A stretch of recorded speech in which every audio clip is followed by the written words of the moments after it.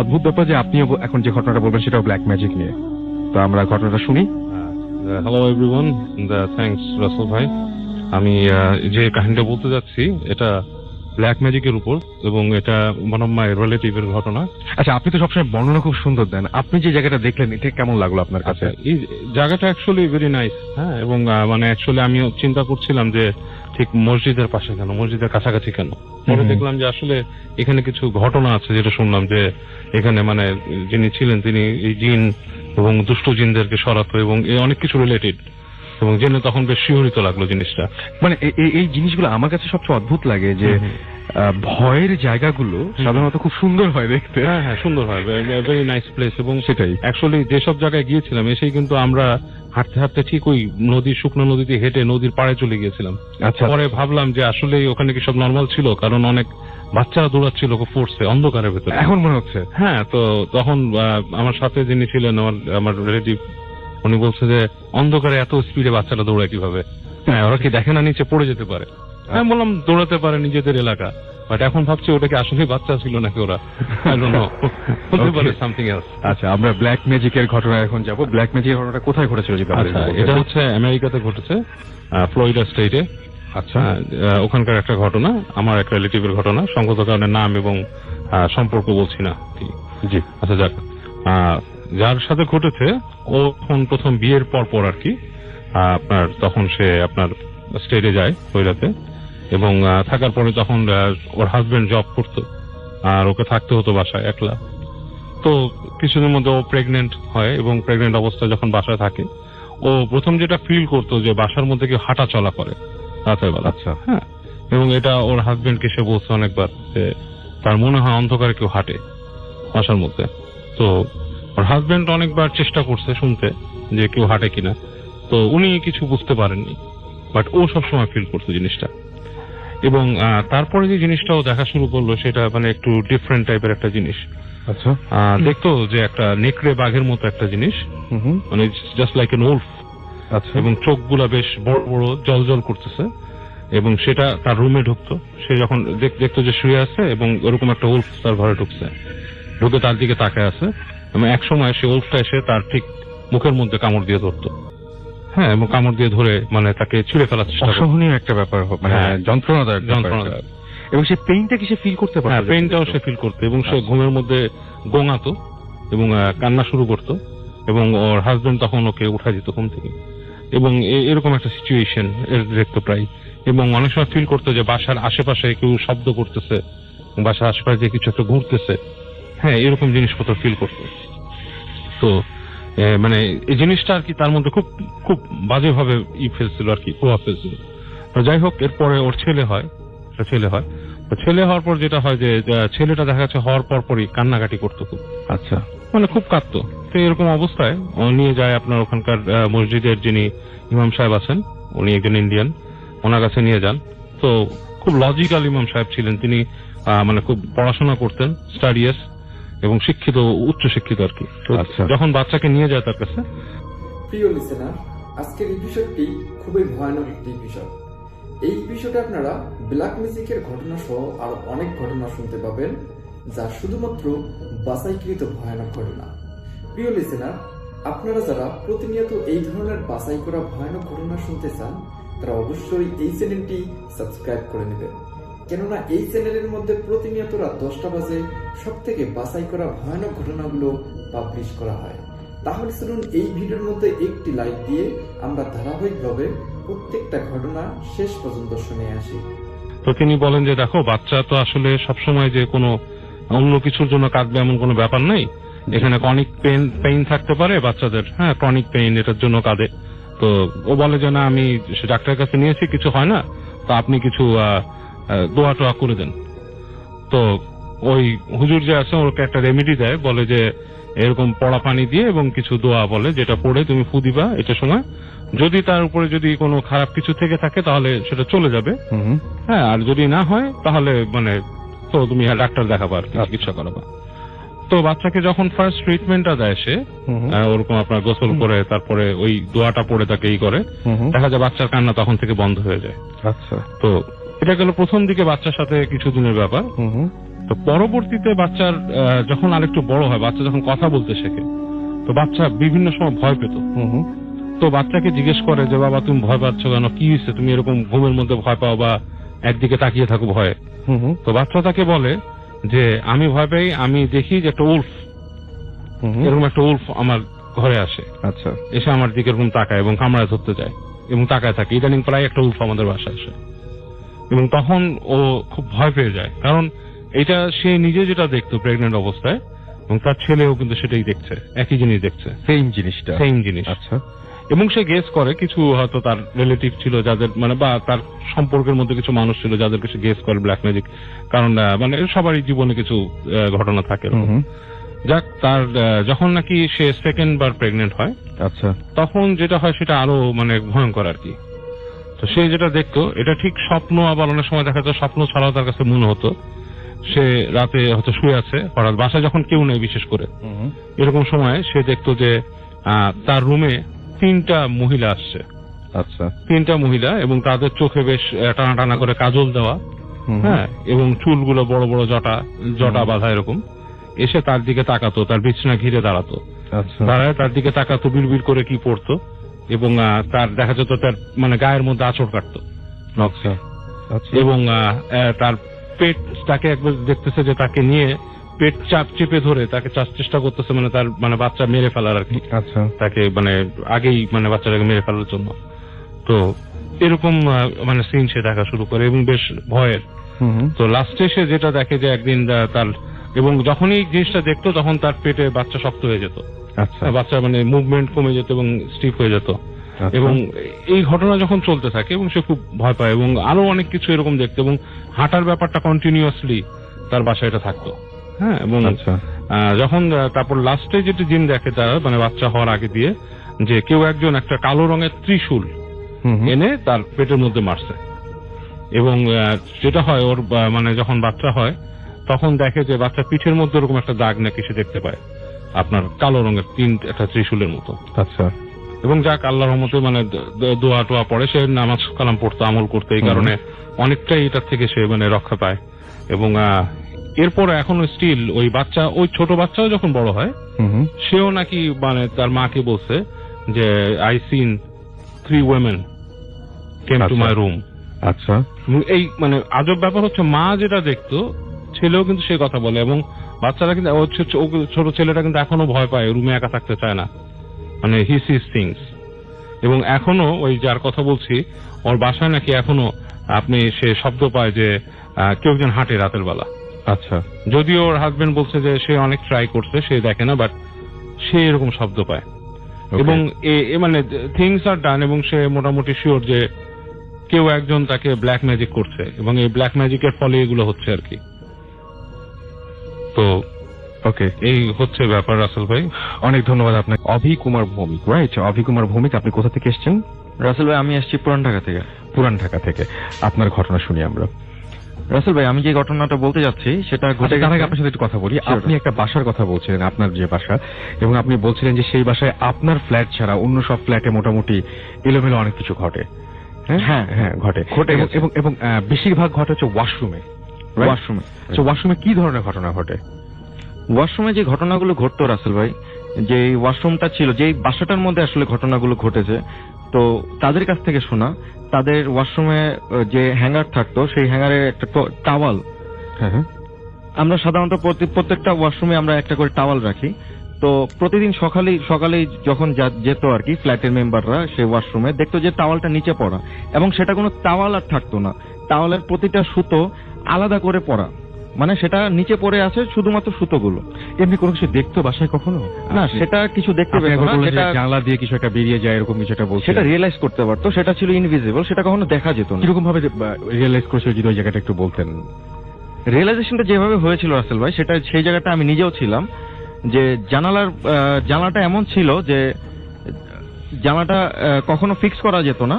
তো আমরা জানতে পারি যে এমন একটা ঘটনা ঘটতে যাবে যে কোনো কিছু একটা জানলা দিয়ে আসবে, সেই ইনফরমেশনটা আমাদের ছিল, কারণ এমন একজন মেসেঞ্জার ছিল যাকে কিনা এই ভৌতিক ব্যাপারটা ভর করেছিল। তো সেই আমাদেরকে ইনফরমেশন টের পেত যে কিছু একটা ঘটতে যাচ্ছে। হ্যাঁ, সে টের পেত এবং তার কাছে ইনফরমেশন গুলো ছিল। তো আমাদেরকে সে শেয়ার করতো যে এমন একটা সময় সে আসবে। তো ওই সময়টার আগেই জানালাটাকে এমনভাবে স্টাক করা হয়েছিল যে কোনো মানুষের পক্ষে ওই জানালাটা খোলা সম্ভব ছিল না। তো আমরা দূরে থেকে অনেক সবাই একসাথে ওই জানালাটাকে যখন ফোকাস করলাম, তো হঠাৎ এক সময় দেখলাম যে হঠাৎ করে জানালাটার বাইরে সাইড থেকে শব্দ, মানে কেউ একজন নক করছে এমন কিছু মনে হলো, এবং হঠাৎ করে জানালাটা খুলে গেল। আচ্ছা, এবং মনে হলো যে ভিতরে কিছু একটা ঢুকে গেছে সে জানালাটা ক্রস করে। সেটা আমরা রিয়েলাইজ করেছিলাম, বাট কখনো দেখিনি। আচ্ছা, এবং জানালাটা অটোমেটিক খুলে গিয়েছিল? অটোমেটিক, হঠাৎ করে অটোমেটিক খুলে গিয়েছিল। এখন জানালাটাকে স্টাক করার জন্য আমরা যত মানে ওই ফ্ল্যাটের আঙ্কেল যতগুলো তার ইউজ করেছে বা দড়ি ইউজ করেছে বা যেভাবে স্টাক করেছে, সেটা was really impossible for any human being two unlock that window. আচ্ছা, তার কিন্তু সেটা একদম চোখের নিমিষে খুলে গেছে আপনাদের সামনে? চোখের নিমিষে খুলে গেছে। আচ্ছা, ইটস নট লাইক যে অনেকটা সময় ধরে খুলেছে। আচ্ছা, মানে চেষ্টা করে খোলা হয়েছে এরকম কিছু একটা না? One glance. আচ্ছা, খুব মুহূর্তের মধ্যে জিনিসটা হয়ে গেছে। এবং আপনারা এছাড়াও মানে ওই বাসায় মানে আর কি ঘটনা ঘটতো যে ঘটনাগুলো খুব বেশি ভয়ের মনে হয়েছে? বেডরুমে কোনো কিছু ঘটতো কি? ওই বাসা ছাড়াও আমাদের ওইখানে আচ্ছা, আপনি তো একটা কথা বলছেন যে ওইখানে বিভিন্ন ফ্ল্যাটে এক এক রকম, এক একটা ফ্ল্যাটে এক এক রকম, ওটা তো মনে হয় কিচেনেও হতো। রাইট রাসেল ভাই, এখন ব্যাপার হয়েছে শুধুমাত্র ওই বাসাটাতে না, আমাদের ওইখানে সাইড বাই সাইড 5টা বাসা ছিল। আচ্ছা, তো শুধুমাত্র আমাদের বাসাটা ছাড়া বাকি 4টা বাসা থেকে কিছু না কিছু চুরি হতো।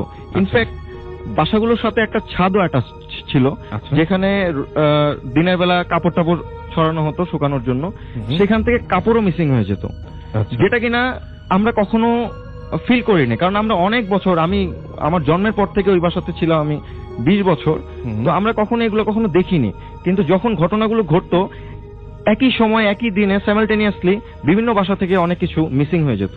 আচ্ছা, তো যখন আমরা কনভারসেশন শেয়ার করলাম, আচ্ছা, এবং এটা হচ্ছে কোনো চোর বা এরকম কেউ নিত না, সেরকম কোনো চোর বা এরকম কোনো ঘটনা হতেই পারে না, কারণ আমরা অনেকদিন ধরে ওই সাথে ছিলাম এবং এটা একটা গভর্নমেন্ট এরিয়া আর প্রোটেক্টেড এরিয়া। ওখানে চোর বা অন্য কোনো কিছু আসার ঢোকার খুবই রেস্ট্রিক্টেড এরিয়া।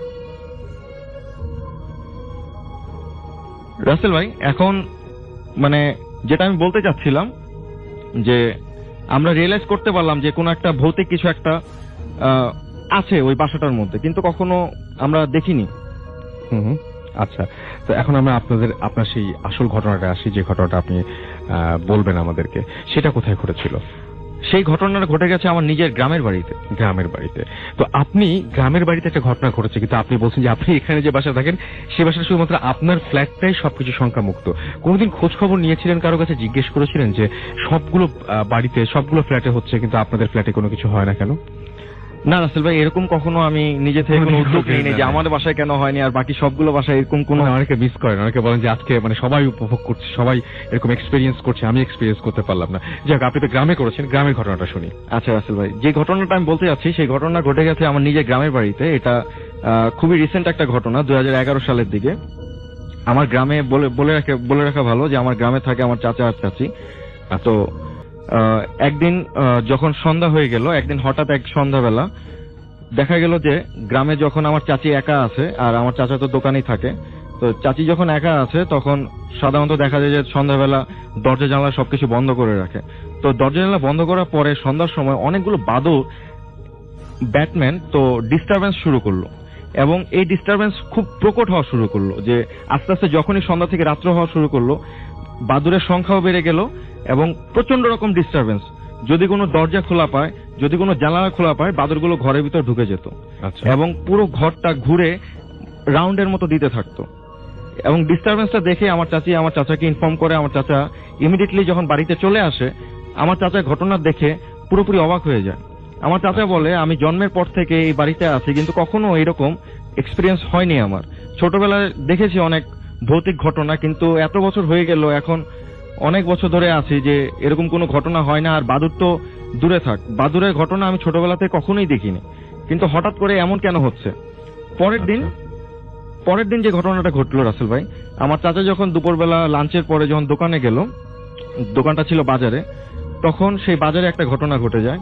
সেই বাজারটা ছিল আমাদের গ্রাম থেকে প্রায় 1 কিলোমিটার দূরে। তো বাজারে গিয়ে আমার চাচা যখন দোকানে বসে তখন সে হঠাৎ করে ঘুমায় যায়। তো ঘুমায় যাওয়ার পরে সে ঘুমের মধ্যে একটা স্বপ্ন দেখে। স্বপ্ন দেখতে পারে যে একটা শ্যাডো, মানে somebody has come in the dream and asking for help. কি ধরনের বলছে যে, help চাচ্ছেন? চাচাকে আমাকে সেই somebody চাচাকে বলে উঠলো যে তুমি আমাকে বাঁচাও, আমি খুব বিপদে পড়ে আছি। হুম। তো চাচা আবার একটা রিপ্লাইও দিল যে আমি কিভাবে আমি তোমাকে বাঁচাবো, আমি তো খুব সাধারণ একজন ব্যক্তি। আচ্ছা। এই কথা বলে চাচা হঠাৎ করে ঘুম থেকে আসলে জাগ্রত হয়ে যায়, কিন্তু তন্দ্রা চোখে সে দেখতে পারে যে তাদের যে ঘরটা আছে, যে দোকানটা আছে, সেখানে একটা দাড়িপাল্লা আছে। হুম। তো দাড়িপাল্লার পাশে কেউ একজন দাঁড়িয়ে আছে। আচ্ছা। সেটা কোনো বডি না, কোনো ফিগার না, সেটা একটা শ্যাডো, ব্ল্যাক শ্যাডো। আচ্ছা। এবং তন্দ্রা চোখে যখন সে আমার চাচা দেখতে পারে শ্যাডোটা, তখন সে ভয় পেয়ে যায়। আচ্ছা। হঠাৎ সে জেগে বুঝতে পারে যে কি দেখলাম, কিছু একটা দেখলাম, কিন্তু জেগে আর কিছু দেখতে পারে না। দেখা যায় ওই জায়গাটা পুরোপুরি ব্ল্যাঙ্ক। কিন্তু সে রিয়েলাইজ করে যে শ্যাডোটা অলমোস্ট লাইক আমার চাচার মতো। আচ্ছা। বলে রাখা ভালো, আমার চাচা যিনি আছে, ঘটনার যেদিন ঘটে যায় তার 1.5 বছর আগে উনি মারা যায়। আর আমার চাচা যিনি ছিল, উনি ঢাকাতেই থাকতো। হুম। আর ওনার ছেলে মেয়েদের সাথে ঢাকাতেই থাকতো। বলে রাখা ভালো যে উনি যখন মারা যায় তখন আসলে ঢাকার যে কর্মব্যস্ততা থাকে, ওনার ছেলের বউ সবাই কর্মব্যস্ততার জন্য ওনার যে মৃত্যুর পরবর্তী যে হিন্দু ধর্মের যে পরিক্রিয়াটা আছে, তো ওরকম শেষ ক্রিয়া যেটা, হ্যাঁ, শেষ ক্রিয়া যেটা আছে আর কি, এটা একটা লেন্দি প্রসিডিওর। তো কর্মব্যস্ততার কারণে বা ফ্যামিলির কোনো প্রবলেমের কারণে সেই শেষ ক্রিয়াটা ঠিকভাবে সম্পূর্ণ হয় নাই হয়তো। তো সেখানে হয়তো কিছুটা বাকি রয়ে গেছিল। তো চাচা এই ঘটনাটা বুঝতে পেরে গ্রামের দিকে আমাদের গ্রামে একটা পুরোহিত কল করে। তো পুরোহিতকে জানায় ব্যাপারটা যে আমি এরকম কিছু একটা দেখতে পেরেছি, এবং আমার মনে হলো যে এটা আমার চাচা, যে কিনা 1.5 বছর আগে মারা গেছে, এবং মনে হচ্ছে যে সে আবার ফিরে এসে আমার কাছে সাহায্য চাচ্ছে। তাহলে আমার সাথে কি হচ্ছে ব্যাপারটা? তখন পুরোহিত অনেক জাজমেন্টের পরে বলল যে হ্যাঁ, এরকম কিছু একটা এসছে, একটা আনস্যাটিসফাইড স্পিরিট এসছে তোমার কাছে যে সাহায্য চাওয়ার জন্য। তো আমরা একটা ব্যবস্থা করতে পারি, তাকে যদি উদ্ধার করা যায় কোনোভাবে। তখন গ্রামের বাড়িতে, আমাদের যে বাড়িতে, সেই পুরোহিত মন্ত্র পাঠ করার আয়োজন করলো। সেই একটা মন্ত্র উচ্চারণ করতে হবে নিয়ারলি 5 লাখ টাইমস। আচ্ছা। তো একটা মানুষের পক্ষে বা 2টা মানুষের পক্ষে 5 লক্ষ বার মন্ত্র উচ্চারণ করাই ভেরি ডিফিকাল্ট। তো একটা আয়োজন করা হলো যে অনেকগুলো মানুষ একসাথে। পুরোহিত বলে দিয়েছিল যে যত তাড়াতাড়ি আমরা আমাদের এই প্রক্রিয়াটা শেষ করতে পারবো ততই মঙ্গল। আর এই যে প্রক্রিয়াটা চলতেছিল, এই প্রক্রিয়ার মাঝখানে কিন্তু এই যে প্রতিদিন চলে যাচ্ছে, প্রতিদিনই কিন্তু বাদুড়ের উৎপাত কিন্তু কন্টিনিউয়াস চলেই যাচ্ছে। যখনই সন্ধ্যা নামে তখনই কিন্তু বাদুড়ের উৎপাত শুরু হয়। আবার যখন সূর্য ওঠা শুরু করে সব বাদুড়গুলো চলে যায়। সারা রাত্র ধরে বাদুড়গুলো প্রচন্ড ডিস্টার্ব করে। যখনই দরজা বন্ধ থাকে দরজার মধ্যে নক করে।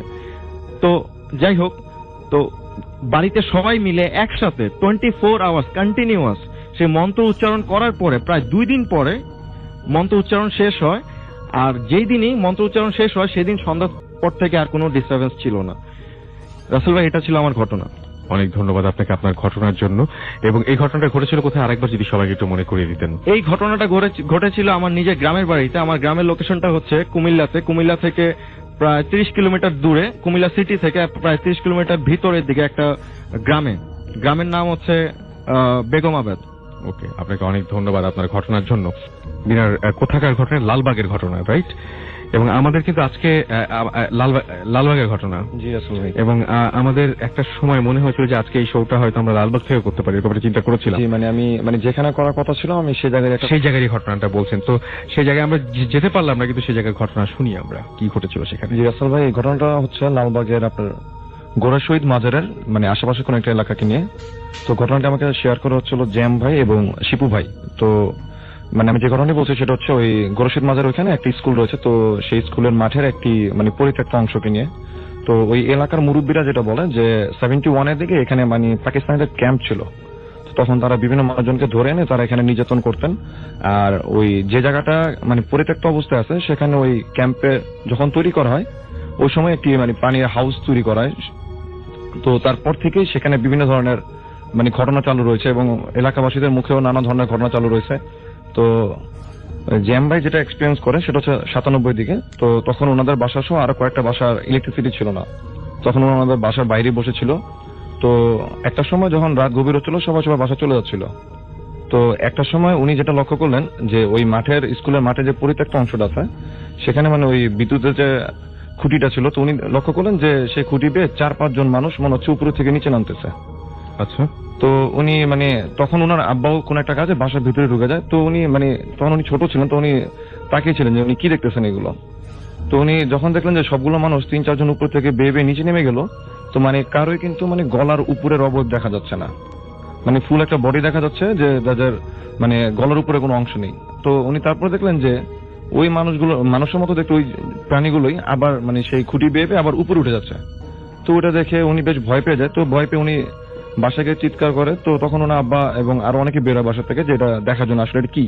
তো কিন্তু সবাই যখন বেরোয় সেখানে যায়, তারা কিন্তু সেখানে কিছুই দেখতে পায়নি। তো ওই জায়গায় যে একটা ঘটনা মানে অনেকের মুখে যেটা শোনা যায় যে ওই মাঠের পরিত্যক্ত অংশটার মধ্যে যে এলাকার বিভিন্ন মানে মারা যাওয়া মানে যারা মারা গেছেন, তো এরকম ব্যক্তিদের নাকি সেই জায়গাটা দেখা যায়। তো সেই পরিত্যক্ত অংশের পাশে শিপু ভাইয়ের বাসা আছে। তো শিপু ভাইয়ের বাবা একদিন কারেন্ট ছিল না তাদের, তো উনি ছাদে হাঁটাহাঁটি করতেছিলেন। তো উনি একটা সময় লক্ষ্য করলেন যে ওনাদের সিঁড়ি ঘরের সামনে কেউ একজন দাঁড়িয়ে আছে। তো উনি প্রথম ভাবছেন যে হয়তো বা কোনো ভাড়াটিয়া হবে, যে মানে কারেন্ট ছিল না যেহেতু মানে গরম ছিল অনেক, তো হয়তো বা কেউ এসে দাঁড়িয়েছে সেখানে। তো উনি যখন তার দিকে টর্চ মারেন, তো উনি টর্চ মারার পর যেটা দেখলেন যে উনি যে মানুষটাকে দেখতেছেন তিনি 2-3 মাস আগেই মারা গেছেন তাদের এলাকারই। আচ্ছা। তো উনি তখন মানে লাইটটা অফ করে দিয়ে উনি দূর যা পারতেছিলেন তা পড়তেছিলেন। কিন্তু মানে ওনার কিন্তু নিচে নামতে হলে তাকে ক্রস করে নিচে নামতে হবে, কারণ উনি একেবারে সিঁড়ি ঘরের দরজাটার সামনে দাঁড়িয়েছিলেন। তো উনি খুব কষ্ট করে দূর পরে তো উনি সেদিক দিয়ে হাঁটা দিলেন। তো যেই উনি রাসেল ভাই মানে সিঁড়ি ঘরের দিকে একটা পা দিলেন, তখন উনি ফিল করলেন যে মনে হলো যে ওনার মানে পিঠে কেউ একজন মানে আঁচড় দিল খুব জোরে। তারপর কিন্তু আর কোনো কিছু মনে নেই, উনি সেন্সেস হয়ে যান। তো যখন শিপু ভাইয়ের আব্বাকে তারা সিঁড়ি ঘরে পায়, তখন তারা দেখা যায় যে উনি খুব মানে গুরুতর ভাবে মানে ইনজুর্ড হয়ে গেছেন। তো আরেকটা যেটা ঘটনা সেটা হচ্ছে ওই এলাকারই একজনের সাথে ঘটেছে। আচ্ছা, এটা আরেকটা ঘটনা। জি, মানে ওই মাঠ কেন্দ্রিকই ওই রাসেল ভাই, ওই মাঠটা কিন্তু এখন কিন্তু চারপাশ দিয়ে ওয়াল দিয়ে মানে বন্ধ করে দেওয়া হয়েছে যাতে কেউ সেখানে যেতে না পারে। তো এই ঘটনা হচ্ছে এরকম যে ওই এলাকার এক বড় ভাইয়ের সাথে ঘটে যাওয়া একটা ঘটনা। তো উনি যে নতুন ফুটবল যখন আমরা কিনি দোকান থেকে, তো নতুন ফুটবল গুলো কিন্তু একটা নেটের মধ্যে মানে ভরা থাকে। তখন উনি ওই নতুন ফুটবলটা নিয়ে ওই স্কুলে মাঠে যায়। আচ্ছা। তো উনি একা একা খেলতেছিলেন। তো একটা সময় জানি উনি কি মনে করে ওই স্কুলের ভিতরে ঢুকে গেলেন। স্কুলটা কিন্তু এখনো আছে সেখানে। তো উনি স্কুলের ভিতরে ঢুকে গিয়ে উনি স্কুলের একেবারে ছাদে চলে যান। তো ছাদে গিয়ে উনি দেখলেন কি যে ওনাদের এলাকারই মানে মহল্লারই আরেক বড় ভাই উপরে দাঁড়ায় আছে। আচ্ছা। তো তাকে বলতেছে যে তুই তো নতুন বল কিনে আনছোস, আয় আমরা একসাথে খেলি। তো তখন ওনারা করলো কি ওনারা দুইজন উপরে খেলতেছে। তো খেলতেছে এরকম যে উনি একবার ওই বড় ভাইয়ের দিকে বলটা মারতেছে, আবার বড় ভাই একবার ওনার দিকে বলটা মারতেছে। আচ্ছা। তো যখন উনি খেলতেছিলেন তখন ওনার আম্মা দেখলেন, ওনার আম্মা ছিলেন পাশে একটা বিল্ডিং, উনি স্টুডেন্ট পড়াতেন। তো উনি দেখলেন যে ওনার ছেলে ছাদের মধ্যে একাই ফুটবল খেলতেছে।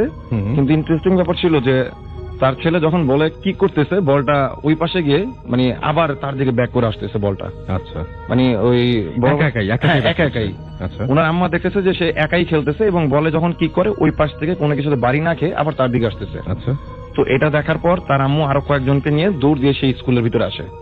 স্কুলের ভিতরে আসার পর উনি ছাদে উঠে তার ছেলেকে জিজ্ঞেস করে যে তুমি কি করতেছো এখানে ছাদে, কার সাথে খেলছো? হ্যাঁ, কার সাথে খেলতেছো?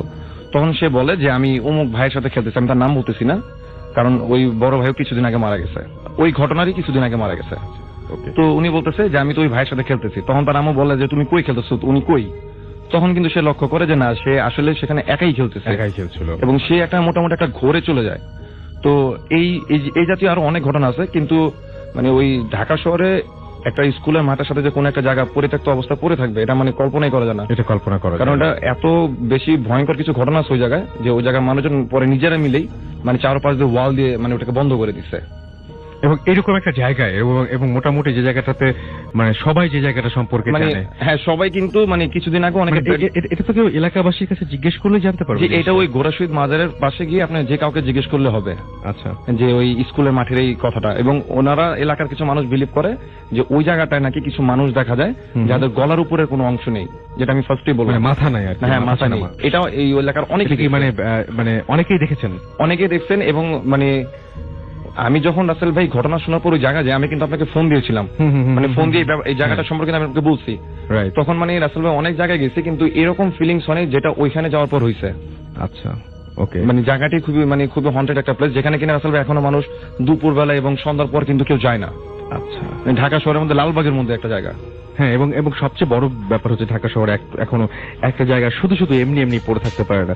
যাই হোক, আমরা চলে যাচ্ছি আবারও বাবু ভাইয়ের কাছে আরেকটা ঘটনার জন্য, এবং পরবর্তী ঘটনায় যাব আমরা আরো বেশ কিছু সময় রয়েছে আপনাদের সাথে। আমরা বলেছি যে আমরা আরো মানে একটু বোনাস আওয়ারে যাচ্ছি। আমরা বোনাস আওয়ারে একটু মানে ভয়ের পরিমাণ মানে বোনাসের হাতে দিতে হবে, যেটা রেগুলার ভয় তার চেয়ে বেশি একটা ভয়ের একটা ঘটনা শুনি আমরা। ওকে রাসেল ভাই, এই কাহিনীটা আপনার এই জিন রিলেটেড, যেহেতু জিন নিয়ে তো কথা হচ্ছে এখানে, এটা আমি শুনেছি সোহেলের কাছে। সোহেল আপনার সে থাকতো হচ্ছে নড়াইল জেলায়। আচ্ছা, নড়াইল জেলায় থাকতো। তো যেটা হয় যে উনি ওখানে নড়াইলে ওখানে একটা জায়গায় আপনার কাজ নেয়, চাকরি নেয় একটা সময়। তো যেখানে কাজ নেয়, যে মানে উনি ছিল একজন সম্ভ্রান্ত হিন্দু ভদ্রলোক। আচ্ছা, তার ওখানে আড়ত এবং ব্যবসা ছিল আপনার জিনিসপত্র আনা নেওয়ার। সেগুলো উনি এক্সপোর্ট ইম্পোর্ট করতো, এবং মানে জিনিসটা হচ্ছে ফসল টাইপের জিনিস আর কি, ফসল টাইপের জিনিসের ব্যবসা করতো।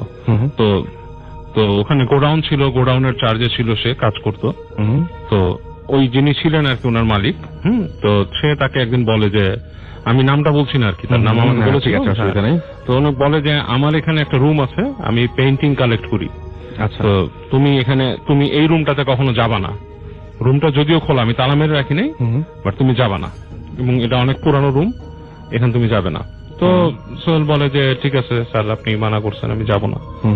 তো এনিওয়ে সে যায়ও না ওখানে। আচ্ছা, তো বাসাটা থাকে, বাসাটা বেশ বড় একটা মানে পুরানো অনেকটা জমিদার বাড়ি টাইপের একটা বাসা, দোতলা নিয়ে, এবং নিচতলা একটা অংশে তার গোডাউনের মতো, আর এই পাশে অফিস রুম এবং অনেকগুলো খালি কামরা আছে এবং থাকার জায়গা টাকা। তো ওখানে থাকে, দেখে যে ওই যে ওর যে মালিক তিনি আর তার স্ত্রী ছাড়া তেমন কেউ নাই, একজন মানুষ আছে, কাজ করে চলে যায়। তো ও কিউরিয়াস হয় যে এত বড় বাড়ি ওনারা দুজন থাকে। তো জিজ্ঞেস করে ওই কাজের মানুষটার সাথে, একদিন জিজ্ঞেস করে যে এখানে কাহিনী কি স্যারের, মানে স্যারের এত বড় বাড়ি খালি পড়ে থাকে, উনি কি মানে কবে থেকে এখানে আছে? বলে যে এটা স্যারদের মানে পৈতৃক সম্পত্তি আর কি, অংশীদারিত্ব ইসে পাওয়া, এবং উনি অনেক বছর ধরে আছেন এখানে। আচ্ছা, তো মানে বেশি কিছু বলতে চায় না, এতটুকু বলেই তাকে ক্ষান্ত হয়। তো সোহেল যেটা করে, বাড়িটায় ঘোরাফেরা করে, কিন্তু সে ওই যে রুমটা তাকে যেতে মানা করছে সেখানে যায় না সে। আচ্ছা, এবং আরো কিছু অংশ সেই করে। আর ওকে থাকার জন্য যেটা দিয়েছিল বাসার সামনের দিকে একটা রুম, সেখানেও থাকতো রাতের বেলা। আচ্ছা, তো কয়েকদিন থাকার পর ওর কিউরিয়াসিটির মাত্রাটা একটু বাড়ে, মানে মানুষের বোরিং লাগে এবং তার ওখানে চলাফেরারও তেমন কেউ নাই। তো সে বের হয় আর কি রাতের বেলা, একদিন রাতে বের হয়, সন্ধ্যার দিকে হেঁটে হেঁটে বাড়িটা ঘুরতে থাকে আর কি। তো ঘুরতে ঘুরতে যখন নাকি দেখা যায় যে ঘরের বাড়ির যে মধ্যবর্তী জায়গাটা সে ক্রস করে, আচ্ছা, তখন ওর কেমন গা ঝিমঝিম মানে একটা ভাব চলে আসে, মানে গা ছমছমে একটা পরিবেশ উপলব্ধি করা শুরু করে, যে মানে একটু অ্যাবনর্মাল লাগে তার কাছে শরীর এবং আশেপাশের পরিবেশটাই। এরকম করতে করতে সে ওখানে একটা বৈঠকখানা ছিল পুরান, সেখানে যখন যায়, সেখানে যে মনে কথা বলতেছে কেউ, তো মনে হচ্ছে মানুষজন আছে এখানে। বলে যে এখানে তো থাকার কথা না, কারণ স্যারের কাছে দিনের বেলা কিছু মানুষ আসে দেখা করতে, সেটা ওনার গদি ঘর যেটা সেখানেই আসে, এর পেছনে কেউ আসে না।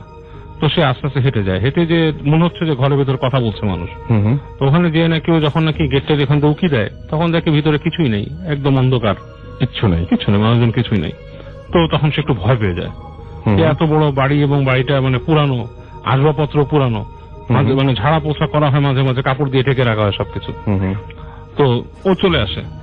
এরকম সে পরের দিন বা তারপর দিন, দু একদিন পরে হঠাৎ তার ইন্টারেস্ট হয় যে ওই যে রুমটা পেন্টিং এর রুম, সেখানে যেতে কেন মানা করছে। আচ্ছা, এটা সে চিন্তা করে সে বলে যে আমি জাস্ট উকি দেই, একটা ঢুকবো না, যেহেতু ওই বৈঠকখানা সে উকি দিয়েছিল, সেরকম সে যায়। আচ্ছা, তো যখন সে ওই পেন্টিং এর রুমটায় যায়, দেখে মনে হচ্ছে দরজাটা হালকা খোলা এবং ভিতরে আপনার আলো জ্বলছে, এবং যে মানে ওই রুমটার ভিতরে মানে হালকা আলো, মানে ওখানে স্যান্ডেলিয়ার ছিল, ঝাড়বাতি ছিল, তোর মনে হচ্ছে ঝাড়বাতি গুলো চলছে ডিম লাইটের মতো। তো ওখানে ও যে দেখে যে ওখানে যে ছবি, অনেকগুলো ছবি মানে পেন্টিং রাখানো, দেওয়ালে সাজানো, তো সেই পেন্টিং এর সামনে একটা মানুষ দাঁড়ানো। মানুষটা হচ্ছে মানে ও ঝাউর করতে পারে না এটা ছেলে না মেয়ে, কারণ পুরো একটা মানে গাউনের মতো পরা, পুরো আর কি মাথা ঢাকা একটা কাপড়ের মতো পুরো। আচ্ছা, তো ভালো মতো খেয়াল করে দেখে যে একটা মহিলা, সে একটা পেন্টিং এর দিকে তাকিয়ে আছে। তো ওখানে মহিলাটার মানে যে ভাবভঙ্গি যেটা ছিল, মানে চেহারার এক্সপ্রেশনটা খুব মানে ফানি, মানে হাস্যকর টাইপের, মানে সে ভেঙচি কাটছে, তাকাচ্ছে নিজের মতো। তো সে খুব হয়ে মানে সে মানে একটু স্পেল বাউন্ড হয় আর মানে একটু ভয়ও পায়, মানে তাকানোটা খুব নর্মাল না, অ্যাবনর্মাল টাইপের। তারপর সে যখন তাকায় আর একটা জিনিস দেখে সম্পূর্ণ ভয় পায়, প্রচন্ড ভয় পায়। কি পেইন্টিংটা তাকিয়ে দেখে যে ওই মহিলাটা যার দিকে তাকিয়ে আছে পেইন্টিং এর মহিলাটাই পেইন্টিং এর দিকে তাকিয়ে আছে এবং বিভিন্ন রকম মুখভঙ্গি করতেছে এবং সে প্রচন্ড রকমের ভয় পায়। আচ্ছা, তো ওই যে ক্যারেক্টারটা থাকে, মানে যে মহিলাটা মুখভঙ্গি করতেছে, ও দাঁড়ানোর পরে ওর দিকে ঘুরে তাকায়, তোকে একটা হাসি দেয়। হাসিটা দেওয়াতেই সোহেলের মানে মনে হয় যে মানে সে পৃথিবীতে নাই, মানে পুরোপুরি তার মানে চেতনা লোপ পায়, এরকম একটা অবস্থা। তারপর সে জায়গায় দেখে আরো ভয়ঙ্কর যে মহিলাটা প্রায় নাই, এখানে ভ্যানিশ। ওর মনে হলো যে পেইন্টিং এর মধ্যেই ঢুকে গেছে সে, হ্যাঁ, এবং সে প্রচন্ড রকমের ভয় পায় এখানে। যাক, ভয় পেয়ে সে ওইখান থেকে মানে কোনো মতে তার রুমে চলে আসে, এসে সে মনে করেন ঘুমায় পড়ে এবং পরদিনই তাকে তার মনিব ডাকে, ডেকে তাকে জিজ্ঞেস করতেছে যে সোহেল, তুমি এখানে চাকরি করো, তুমি কি গতকালকে তোমাকে মানা করছিলাম, তুমি কি ওই পেন্টিং রুমের দিকে গেছিলা? তো সোহেল বলে, জি স্যার আমি গেছিলাম। উল্টাপাল্টা কিছু দেখছো সেখানে? বলে যে আসলে স্যার আমার কাছে ওরকম আমি ক্লিয়ার না, বাট আমার মনে হয় না ভালো কিছু এখানে আমি দেখছি, তোমাকে আমি নিষেধ করছি কারণ ওখানে কারণ আছে, তুমি ওখানে যাবা না। উল্টাপাল্টা কিছু ঘটে। তো সোহেল এরপরে ভয় পায় এবং সেই স্যারকে বলে যে আমি এখানে কাজ করবো না, আপনি এখানে। বলে তুমি চাকরি ছেড়ে দিচ্ছ? বলে হ্যাঁ। বলে কেন? বলে আপনার বাসাটা আমার সুবিধার লাগে না, আমি এখানে কাজ করবো না, সেখান থেকে চলে যায়। এনিওয়ে সে কিছুদিন পরে সে মানে ওখান থেকে সরে আসে, ওই বাসা থেকে সরে যায়, দিয়ে ওখানে সে একজন হুজুরের সাথে কথা বলে আর কি, মানে গল্পে গল্পে আর কি। তো বলে যে আমি এখানে এক বাসায় ছিলাম, সেখানে এরকম এরকম জিনিস দেখছি। তো সে হুজুর তাকে বলে কি জিনিসটা হচ্ছে এই যে জিন, মানুষের বাসায় যে ছবি থাকে, ছবি, তারপর পোস্টার বা মূর্তি, এসব জিনিস থাকে, জিনরা এগুলো খুব পছন্দ করে এবং তারা এটা দেখে বিমোহিত হয়। যখনই দেখে ওই জিনিসটা দেখে তারা বিমোহিত হয় এবং তারা চেষ্টা করে সেটার মতো ফেস করতে, সেটার মতো চেহারা করতে, এবং তারা ওইটার সাথে খেলে এবং তারা, এটা ওনার বক্তব্য, হ্যাঁ ওই যে হুজুরের মতো, এবং তারা এক পর্যায়ে সে ছবির ভিতরে আশ্রয় নেয় বা সে মূর্তির ভিতরে তার কায়া প্রতিষ্ঠা করে এবং অনেক রকম কাণ্ড কারখানা হয়। এর জন্য বলা হচ্ছে যে মানে এই মুসলমানদের ধর্মে বলা হচ্ছে যে এই জিনিসগুলো রাখতে না, ছবি টবিগুলো মানে ভিজিবল ভাবে রাখতে না সামনে। দিস ওয়াজ দ্য লজিক, মানে হুজুর তাকে বলে দেয়। তো এটা শুনে সোহেল একটা ব্যাখ্যা পায় এবং পরে সেটা সে মনে করেন যে মেনে চলে। এবং as far as I know, আমিও যতটুকু জানি কথাটা সত্যি, মানে মানে আমাদের এসে বলা আছে যে আপনি ছবি টবি ভিজিবলি রাখাটা ঠিক না। ওকে, জিনরা এটাই করে। অনেক ধন্যবাদ আপনাকে। আমাদের এইখানে আবারও এসেছেন ডক্টর আলিফ, এবং আমরা শুরুতেই ডক্টর আলিফের কাছে একটা ঘটনার জন্য যাব, এবং যে ঘটনাটি তিনি কালেক্ট করেছেন ঢাকার বাইরে কোনো একটা জায়গা থেকে। আলিফ, ওয়েলকাম টু ভূত এফএম। থ্যাংক ইউ রাসেল ভাই। আসসালামু আলাইকুম এভরিওয়ান। রাসেল ভাই অনেক ধন্যবাদ আবার আমাকে কল দেওয়ার জন্য। No problem. লাস্ট মান্থে আপনি আমাকে আগেই নক করেছিলেন, আপনি জানেন আসতে পারিনি কেন, তো মেনশন করেছেন সবার কাছে, ধন্যবাদ সবাইকে, আর হ্যাপি নিউ ইয়ার। আর আমার কিছু কাজিনরা আজকে বসে স্পেশালি শুনছে, তারা বাংলাদেশে এসছেন আর কি, কানাডা থেকে এসছেন, সুইডেন থেকে এসছেন, তাদেরকেও অনেক ধন্যবাদ জানাচ্ছি রাত জেগে আমার ঘটনাটা শোনার জন্য। আপনাদেরকে একটা কথা বলি, সেটা হচ্ছে আপনারা সুইডেনে যান বা কানাডায় যান, আমাদের শো কিন্তু আপনারা অবশ্যই শুনতে পারবেন ফুর্তি অ্যাপ ইউজ করে, সো ডোন্ট মিস ইট। জি, রাসেল ভাই যে ঘটনাটা বলবো, উনি আমার একজন পরিচিত আর কি, আমার পেশেন্টের পরিচিত, ওনার নাম আজহার। তো উনি থাকেন হচ্ছেন কুড়িগ্রামে। তো আমি লাস্ট মান্থে এখানে যাই আর কি ওনার কাছে এই ঘটনাটি শোনার জন্য। প্রথমে একটু ডিফারেন্ট অ্যাটিটিউড করলো, পরে তিনি ঘটনাটি বলেন যে রাসেল ভাই ঘটনাটি শেয়ার করবে না কিনা, কারণ এটা তো আমার জীবনে ঘটে যাওয়া একটি ঘটনা। তো 1994 সালে তার সাথে এই মর্মান্তিক ঘটনাটি ঘটে। 1994 সালে উনি কুড়িগ্রাম থেকে ঢাকা আসবার পথে একটি সড়ক দুর্ঘটনার সম্মুখীন হন। সেই দুর্ঘটনার সম্মুখীন হবার পরে আপনার ওনার 2 ছেলে এবং তার ওয়াইফ ছিল গাড়িতে, এবং ড্রাইভিং সিটে তিনি ছিলেন। তো ট্রাকের সাথে মুখোমুখি সংঘর্ষে উনি মানে আপনার ইনজুর্ড হয়ে যান এবং হসপিটালে তার চোখ খোলে আর কি, অ্যাকর্ডিং টু হিম। তো হসপিটালে যখন তার চোখ খোলে এবং সবার সামনে সবাই তার পাশে দাঁড়িয়ে ছিল, তো উনি বুঝতে পারছিলেন না, এবং যতটুকু ওনার মনে পড়ে আর কি, যে সংঘর্ষটা হয়েছিল সেটা খুবই ডেঞ্জারাস ছিল, এবং ওনার লেফট সাইডের পায়ের হাঁটুর নিচ পর্যন্ত পুরোটা কেটে ফেলা হয় এবং লেফট সাইডটা তার প্যারালাইজড হয়ে যায়। তো এরপরে প্রায় 1 মাস হসপিটালে থাকবার পর যখন বাসায় ফেরে, তো পরিবারের সবাই যখন তাকে নিয়ে বসে তখন তাকে জানানো হয় যে ওই মর্মান্তিক সড়ক দুর্ঘটনাতে তার 2 ছেলে এবং তার ওয়াইফ মারা যান। ওকে। তো উনি জিনিসটাকে পরে প্রথমে গ্রহণ করতে পারেন নাই এবং সে খুবই ক্রেজি হয়ে যায় কুড়িগ্রাম যাওয়ার জন্য, কারণ সব ওই 3 জনকেই কুড়িগ্রামে দাফন করা হয় ওনাদের পারিবারিক গোরস্থানে। তো সেই জায়গায় সে যায়। কুড়িগ্রামে যাওয়ার পরে ওই কবরস্থানের কাছে উনি অনেকক্ষণ কান্নাকাটি করে পরে আর কিছু মানে বেশি দিন দেরি না করে উনি চলে আসে ঢাকায়। এরপরে রাসেল ভাই সত্যি কথা বলতে গেলে এরকম শকিং একটা ঘটনা, পরিবারের সবাই মারা গেছে, উনি একা বেঁচে আছে। ওনার মানে কাছে লাগতে থাকে যে আমাকে কেন আল্লাহ তাআলা বাঁচিয়ে রাখলো। তো এরকম যাওয়ার পরে প্রায় 1-2 বছর যাওয়ার পর 1997 ঘটনা বলছি, সেদিন প্রচন্ড গরম এবং ইলেকট্রিসিটি সকাল থেকে ফ্লাকচুয়েট করছে। তো ওনার ভাষ্য মতে উনি বারান্দায় দাঁড়িয়েছিলেন, মানে বারান্দায় হুইল চেয়ারে বসেছিলেন এবং স্মোক করছিলেন। এমন সময় ইলেকট্রিসিটি চলে যায়, চারপাশটা অন্ধকার হয়ে যায় এবং ওনার সাথে যেহেতু ওনার লেফট সাইডের একটা পোর্শন কেটে ফেলা হয় এবং ওটা প্যারালাইজড, তার সাথে একজন লোক রাখা হয়, মানে পরিবার থেকে একজন লোক সবসময়ের জন্য ওনার সাথে একটা ছেলে থাকে আর কি। তো সেই ছেলেটাকে সে মোমবাতি আনতে পাঠিয়ে দেয়। তো বাসায় মোমবাতি ছিল না, তো মোমবাতি আনতে পাঠিয়ে দেওয়ার পরে তিনি বারান্দায় বসেছিলেন। হঠাৎ করে মানে স্মোক করতে করতে হঠাৎ করে একটা শব্দ পান, শব্দটা এরকম বাবা। তো উনি প্রথমে জিনিসটা এত খেয়ালও করেনি, চারপাশে এত শোরগোল, কারেন্ট চলে যাওয়ার পরে স্বাভাবিকভাবে অনেক চিল্লাচিল্লি করতে থাকে। তো আবারও 5 থেকে 10 সেকেন্ড পরে জিনিস মানে ওই সাউন্ডটা আবার আসলো তার কাছে, বাবা। এবং তার মানে সাউন্ডটা এরকম পাচ্ছিল যে তার দ্বিতীয় ছেলে, যে ছোট ছেলে আবরার, তার কাছ থেকে সাউন্ডটা পাচ্ছে। সে তো জিনিসটা একটু অন্যভাবে নিয়ে পেছনে তাকায় এবং তাকানোর পর আসল ভাই একদম ঘুটঘুটে অন্ধকার, বাসায় কোনো মানে কিছুই নাই, মানে মোমবাতি আনতে পাঠিয়ে ছেলেটাকে, এর মধ্যে সে একজন ওই একটা মানে আভা দেখতে পেল। আভাটা মানে কি, উনি দেখতে পাচ্ছে ওনার ছোট ছেলেটা ওনার সামনে দাঁড়িয়েছে, ক্লিয়ার করে বলি একদম পরিষ্কার, জল করছে ছেলেটা, এবং সত্যি কথা বলতে নাক থেকে মুখ ঠোঁট পর্যন্ত ওই পর্যন্ত পুরো ক্লিয়ার একদম, যেটা আবরারের ফেস। ওর পেছনে পেছনে হুইল চেয়ার টেনে কোন রকমে ডাইনিং স্পেস আগাতেই উনি একটা শব্দ পায়। শব্দটাতে প্রপারলি উনি কিছু দেখতে না পেলেও একটা সাউন্ড স্পষ্ট শুনতে পায়, তুমি আসছো। এবং সাউন্ডটা তুমি আসছো এটা বলার পরে গ্লাসে পানি ঢালার সাউন্ড পায় এবং পানিটা যে কেউ ঢালছে এটা সে উনি ওখানে থেকে বুঝতে পারছে। আর সত্যি কথা বলতে ওই মুহূর্তে বাসায় কেউ ছিল না উনি ছাড়া। তো এরপরে উনি সেন্স হারিয়ে ফেলে এবং যখন তার সেন্স ফেরে তখন দেখে যে একজন তাকে ধাক্কাচ্ছে। তো ওই ছেলেটাই ধাক্কা ছিল তার সাথে যে থাকে। তো খালু আপনি তো অনেকক্ষণ ধরে পড়েছিলেন, প্রায় 2 ঘন্টা আপনাকে ডাকাডাকি করে পারি নাই, এখন ফুপুকে নিয়ে আসছি। তো ওনার বোন ওনাকে আসে পরে নর্মাল করে, নর্মাল করার পরে উনি বলে যে আমি একজন হুজুরের সাথে দেখা করব হঠাৎ করে। তো বোন জিনিসটাকে প্রথমে নর্মালি নেয় না, তো উনি জিজ্ঞেস করে কেন, বারবার জিজ্ঞেস করে কেন। তখন সে বোনকে এই ঘটনাটা বলেনি যেটা সে ফেস করেছে। আচ্ছা, তো হুজুরের কাছে যাওয়ার পর হুজুর বলে আচ্ছা আপনি কবরটা জিয়ারত করেন না কতদিন হলো? বলে প্রায় 3 বছর। বলে এক কাজ করেন, আপনি কবরটা জিয়ারত করে ফেলেন এবং কবরের সামনে মানে একটা হুজুর নিয়ে একটু দোয়া পড়ে আসেন।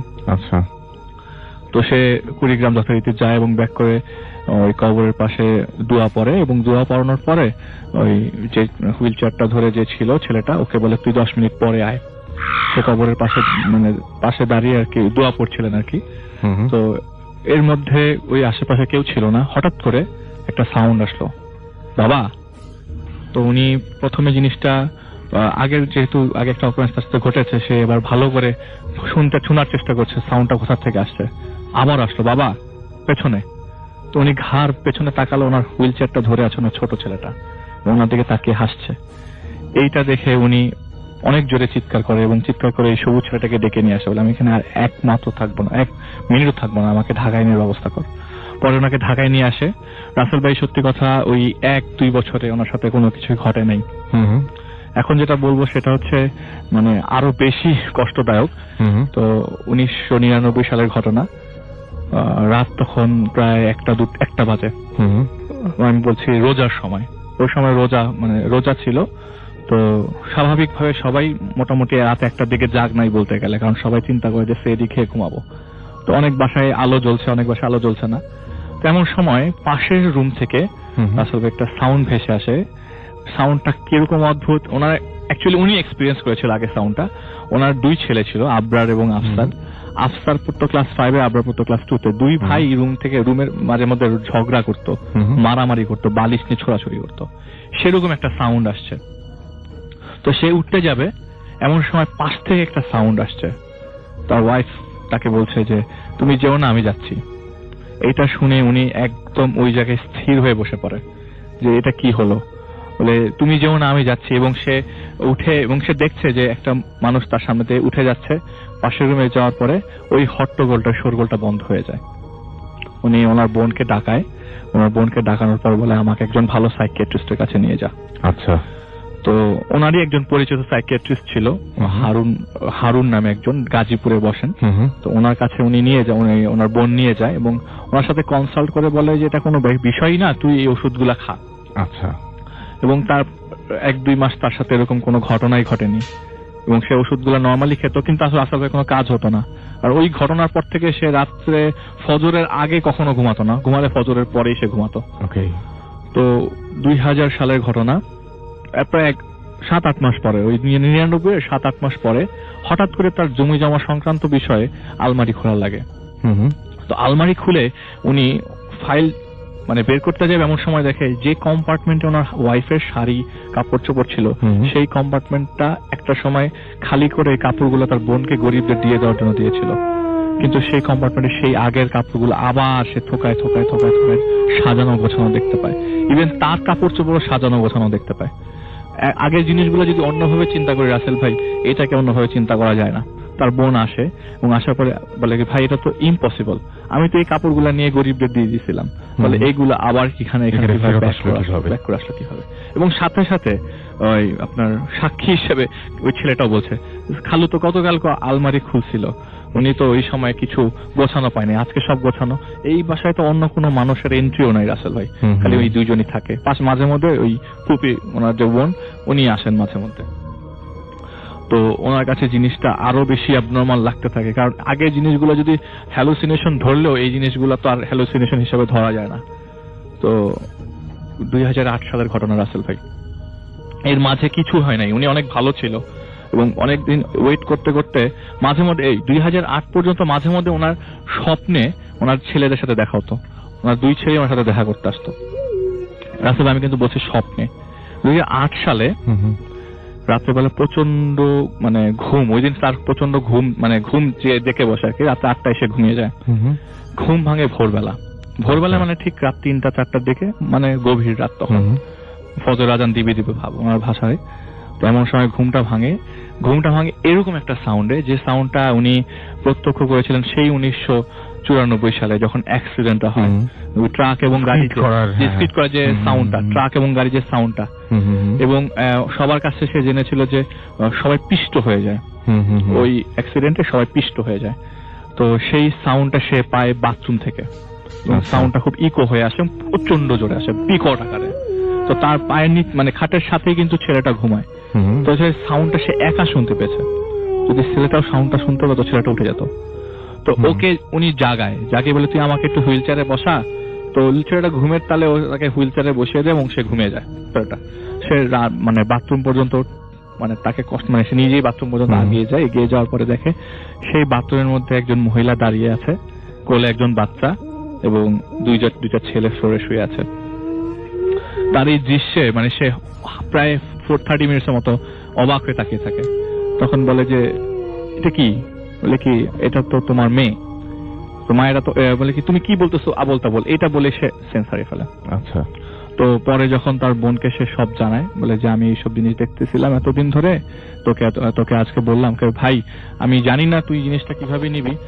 যখন তার ওয়াইফ মারা যান অ্যাক্সিডেন্টের আগে, তখন উনি প্রেগনেন্ট ছিল আর কি, এটা উনি জানতেন না। এটা জানার পর জিনিসটা আরো বেশি কষ্টকর হয়ে গেছে। ওই যে কোলে যে বাচ্চাটা, এটা কি সেই ইনফরমেশন দেওয়ার জন্য সে আসছিল, বা এটা যেহেতু উনি জানতেন না। হ্যাঁ, এটা কি সেই ইনফরমেশনটাই দেওয়ার জন্য আসা। তো রাসেল ভাই আমি জিনিসটাকে স্বপ্ন হিসেবে ধরে নিল, কিছু জিনিসগুলো তার সাথে ঘটতে থাকে এখনো পর্যন্ত, স্টিল নাও এখনো ঘটে। এবং তার সাথে প্রায় সময় একটা সার্টেন টাইমে রাতের বেলা তার 2 ছেলে দেখা করতে আসে এখনো পর্যন্ত। এবং সে বলে যে আমার সাথে মনে হয় ওদের আত্মা দেখা করতে আসে, কিন্তু আমি জিনিসটা রাসেল ভাই ওরকম ভাবে নেইনি বিষয়টা, কিন্তু বিষয়টা আসলেই খুব ভয়ানক। ভয়ানক, আসলে ভয়ানক। আমরা চলে যাব আমাদের দ্বিতীয় অতিথির কাছে।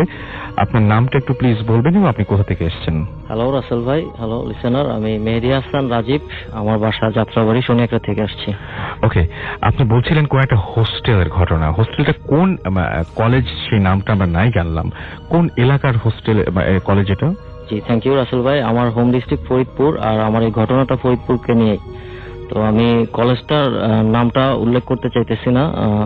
কলেজটা একটা সরকারি গার্লস হোস্টেল, গার্লস কলেজ, এবং ঘটনাটা আসলে হোস্টেল কেন্দ্রিক। ওকে, তো আমার ঘটনাটায় চলে যাই। এই হোস্টেলটার একটু বর্ণনা দেই। হোস্টেলটা হলো 4 তলা একটা ফ্লোর হোস্টেলের, এবং বিল্ডিংটা একটা লম্বা বিল্ডিং। করিডোরটা হলো একটাই করিডোর, হোটেল করিডোরের মতো লম্বা, এবং এক সাইডে সিঁড়ি আর আরেক সাইডে হোস্টেলের টয়লেট।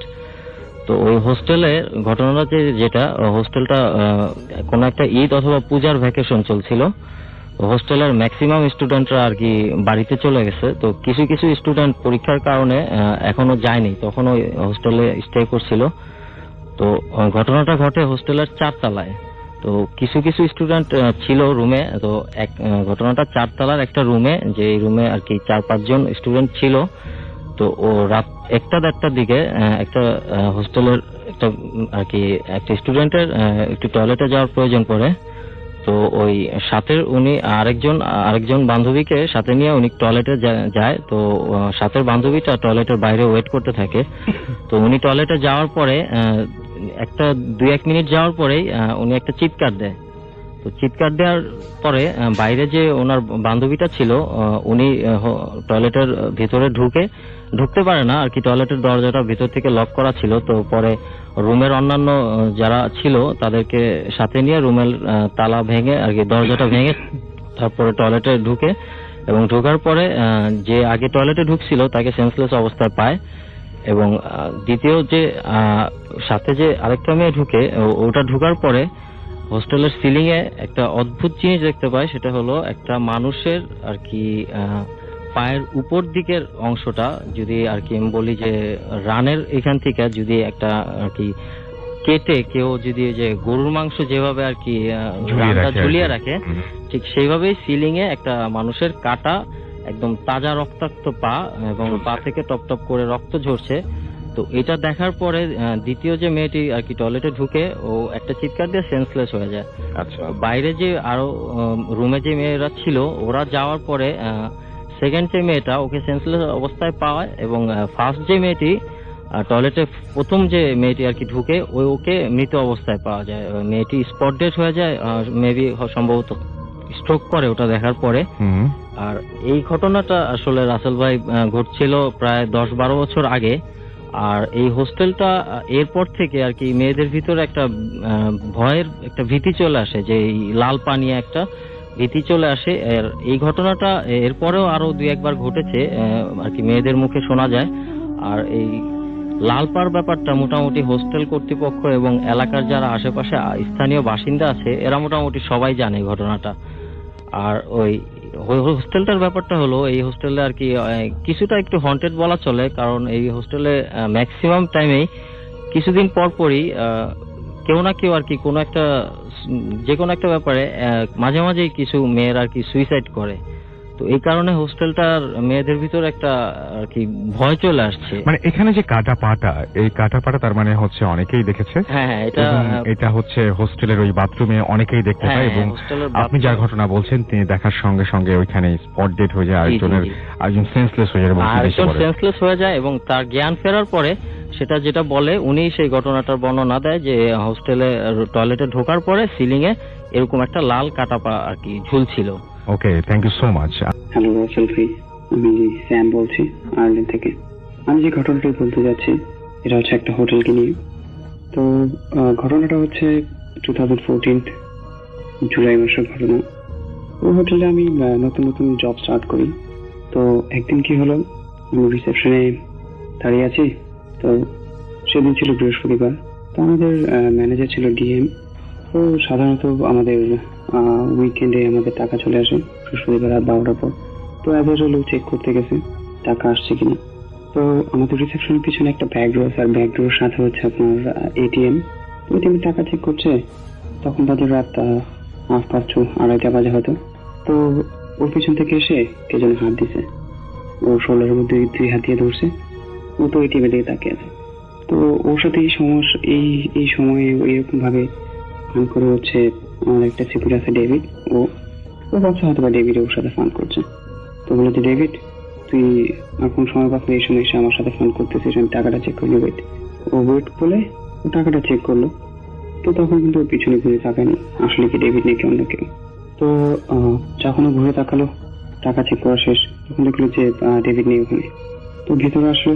তো ব্যাকডোর দিয়ে ভিতরে আসার পর ডেভিড তো বসে রয়েছে ওখানে অফিসের মধ্যে আমাদের রিসেপশনে। তো ওকে বললো যে কিরে, তোকে বললাম যে ওয়েট করতে, তুই তো চলে আসলে অফিসের মধ্যে। বললো যে কখন বললি ওয়েট করতে? কোথায়? বলে যে এখন আমি টাকা চেক করতেছিলাম, তুই আমার পিছন থেকে শোল্ডারে হাত দিলে, আমি তো বললাম যে তুই ওয়েট কর, তুই আমাকে না বলে চলে আসলে, এটা অনেক রুড। বলে না, আমি তো যাইনি, আমি তো এখানে কথা বলছিলাম। তো আমাদের ম্যানেজার ও এটা জানে আসলে হয়তো বা কোনো সমস্যা হচ্ছে, কারণ অনেক প্রায় 18 বছর ধরে ওই হোটেলে জব করতেছে। সো A to Z জানে হোটেলের ব্যাপারে। তা আমি ছিলাম নতুন, তো আমার সামনে আর বলেনি ভালো মন্দ কিছু, হয়তো বড় কথা বলছে ব্যাপারটা নিয়ে। তো এরকম একদিন আমরা রিসেপশনে একটা ভিজি ছিলাম না, বাট আমাদের হোটেলে একটা কনফারেন্স ছিল। আর ওই কনফারেন্স রুমটা হচ্ছে আমি যতটুকু শুনে এসেছি যে ইউরোপের মধ্যে সেকেন্ড লার্জেস্ট কনফারেন্স রুম, ওটা অনেক বড়। তো কনফারেন্স শেষ, তখন বাজে হচ্ছে রাত 3টা 3:30 বাজে। সেদিন অনেক বৃষ্টি হচ্ছিল। তো প্লেনিং এর যে স্টাফ ছিল, তো ওদের স্টাফ কোন ছিল CNB।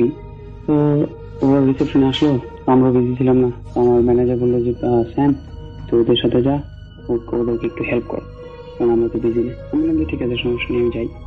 তো ওদের সাথে আমি চলে গেলাম কনফারেন্স রুমে। তো কনফারেন্স রুমে আপনার আমি করছিলাম হচ্ছে ওখানে বিয়ারের গ্লাসগুলি পড়ে আছে এদিক ওদিক, আমি বিয়ারের গ্লাসগুলি কালেক্ট করতেছিলাম। তো এখন বিয়ারের গ্লাসগুলি কালেক্ট করতে করতে অনেকগুলো গ্লাস হয়ে যায়। তো গ্লাসগুলো একটা টেবিলের উপর রেখে দিয়েছি আমি, আর গ্লাসগুলি পড়ার কোনো উপায় নেই, কারণ যে টেবিলটার উপর রাখা আছে ওই টেবিলটা অনেক বড়, আর গ্লাস হবে হয়তো বা 15-20টা, বাট টেবিল হিসেবে গ্লাস অনেক কম ওখানে। তো আমাদের ক্লিনিং শেষ, তো সিকিউরিটি চলে আসলো, গেট ক্লোজ করবে কনফারেন্স রুমে। সিকিউরিটি আসার 30 সেকেন্ড পর সাথে আমি কথা বলতেছিলাম। সাডেনলি সিকিউরিটি ওখানে আমার সাথে কথা বলতে, সাডেনলি কি হলো, গ্লাসটা ভেঙে গেল, একটা গ্লাস ওখান থেকে ভেঙে গেল, অনেক জোরে শব্দ হলো, আর শব্দটা আমরা সবাই শুনতে পাই। আমরা দৌড়ে যাই ওখানে, আমি তো স্পেশালি সবার আগে দৌড়ে গিয়ে দেখি যে অনেকগুলো গ্লাস রাখা আছে, আমি যেগুলো রাখছি নিজের হাতে সবগুলো গ্লাস ঠিক আছে, মাঝখানে সবগুলো গ্লাসের মাঝখানে একটা গ্লাস আছে, যে গ্লাসটা মানে ইম্পসিবল, ভাঙা পসিবল না, যদিও ভাঙে অবশ্যই অন্যান্য গ্লাসগুলি পড়ে যাবে। মাঝখানে যে গ্লাসটা ছিল সেটা ভেঙে গেছে, একদম ভেঙে গুঁড়ো হয়ে গেছে ছোট ছোট পিস। তো আমি চিন্তা করলাম এটা ইম্পসিবল, কিভাবে হয়, এটা তো হওয়ারই কথা না। যদি গ্লাস গরম থাকতো তাহলে একটা কথা, মনে চিন্তা করতেছিলাম ওকে, যে গ্লাস যদি গরম থাকতো তাহলে হয়তো গ্লাসটাও একটা কারণ ছিল, বাট গ্লাসটা একদম ঠান্ডা, আর সব গ্লাস ছেড়ে মাঝখানে গ্লাসটা কেন ভাঙবে। তো যাই হোক, সিকিউরিটি জিজ্ঞেস করলাম কি হলো, বললো যে it doesn't look right, go out from here. তো আমি ওকে জিজ্ঞেস করলাম কি হলো, বলছে তোকে বলবো অন্য কোনো দিন যদি জমা হবে। আচ্ছা ঠিক আছে, একটু ভয় পেয়ে গেলাম। তো চলে আসি আমরা সবাই। তখনই আরেকদিন আমি রিসেপশনে দাঁড়ানো। তো সেদিন আমরা ছিলাম 3 জন রিসেপশনে। একটা ছেলেকে পাঠালাম একটা কাজে, আরেকজন গেল সিগারেট খেতে, আমি একা রিসেপশনে। তখন বাজে রাত কমসে কম 3টা হবে, 3টা 3:30। তো আমাদের রিসেপশনের পিছনে একটা অফিস আছে, রিসেপশনের সাথে কানেক্টেড। অফিসের মধ্যে বড় একটা ফটোকপি মেশিন, যেটা দিয়ে আমরা বড় বড় যে পেজগুলি থাকে, যদি কোনো ডকুমেন্ট থাকে যেগুলি আমরা করি আর কি, ব্যাক অফিস থেকে কালার ফটো, তো ওখান থেকে আমি প্রিন্ট আউট করি আমরা। সেদিন কি হলো, আমি রিসেপশনে, অফিসের মধ্যে কেউ নেই, একজন গেল সিগারেট খেতে, একজনকে আরেকটা কাজে পাঠালাম। তো সাডেনলি হলো মেশিনটা চালু হয়ে গেল। মেশিনটা চালু হওয়ার পর আমি চিন্তা করলাম যে হয়তো কেউ আছে। এখন ওই যে মেশিনটা কন্টিনিউ চলতেছে, প্রায় হয়ে গেছে 2-3 মিনিট। আমি চিন্তা করলাম এত কিছু কপি কে করতেছে। আমি ভিতরে গিয়ে চেক করলাম, দেখি যে কেউ নেই অফিসের মধ্যে। আর পেজের যে অ্যামাউন্ট মারা হলো মেশিনের মধ্যে প্রায় 200। তো আমি যখন গেলাম তখন দেখি যে 190 পেজ হয়ে গেছে কপি অলরেডি, বাট কপি আসছে যে কপিগুলি, আমার কাছে হয়তো কেউ কপি এখান থেকে বাটনটা প্রেস করে চলে গেছে ব্যাকডোর দিয়ে। আমি দেখলাম যে পেজগুলি একদম ক্লিন এন্ড এমটি, একদম খালি পেজ, সাদা পেজগুলি কপি হয়ে আসছে। তারপর আমার কলিগ আসলো, আসার পরে আমি জিজ্ঞেস করলাম তুই কি যাওয়ার আগে কোনো কিছু কপি করে দিলি? বলে যে না আমি তো কিছু কপি করিনি। ইভেন আমি চেক করছি মেশিনের মধ্যে যে পুরো কোনো পেজ রাখা আছে কিনা, যেটা কপি হচ্ছে, দেখলাম যে কোনো পেজই নেই। তো বলে যে কি হয়েছে? আমি বলি যে পেজগুলো অটোমেটিক কপি হয়ে বেরোলো, তো ভাবলাম যে তুই কিছু করে গেছিল। তো বলে যে না।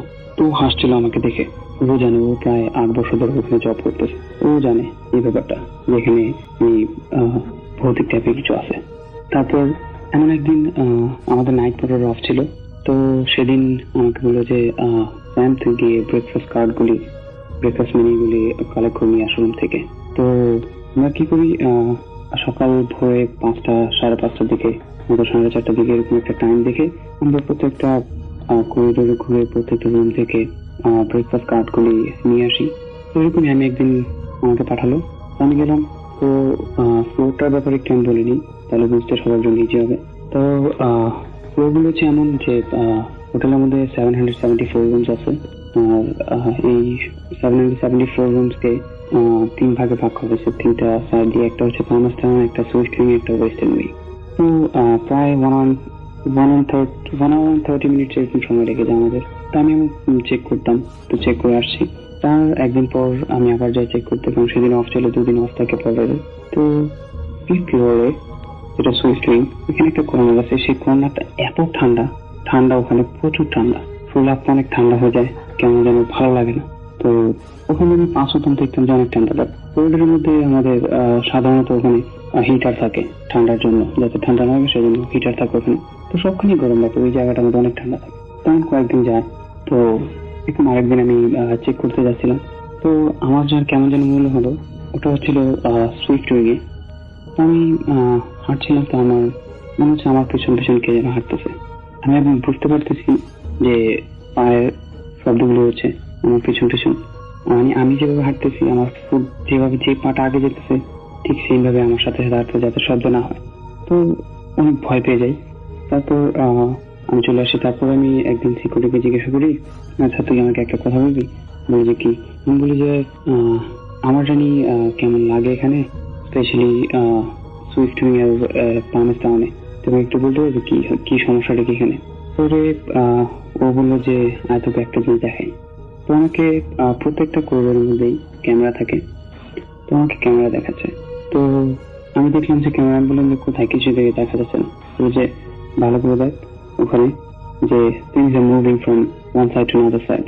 আমি আসলে দেখছি যে হ্যাঁ, ওখানে যেমন করিডোরের মধ্যে গেস্টরা খাওয়া দাওয়া করে দেখাবে, মাঝে মাঝে ডোরের বাইরে প্লেট গ্লাস এগুলো রেখে দেয়।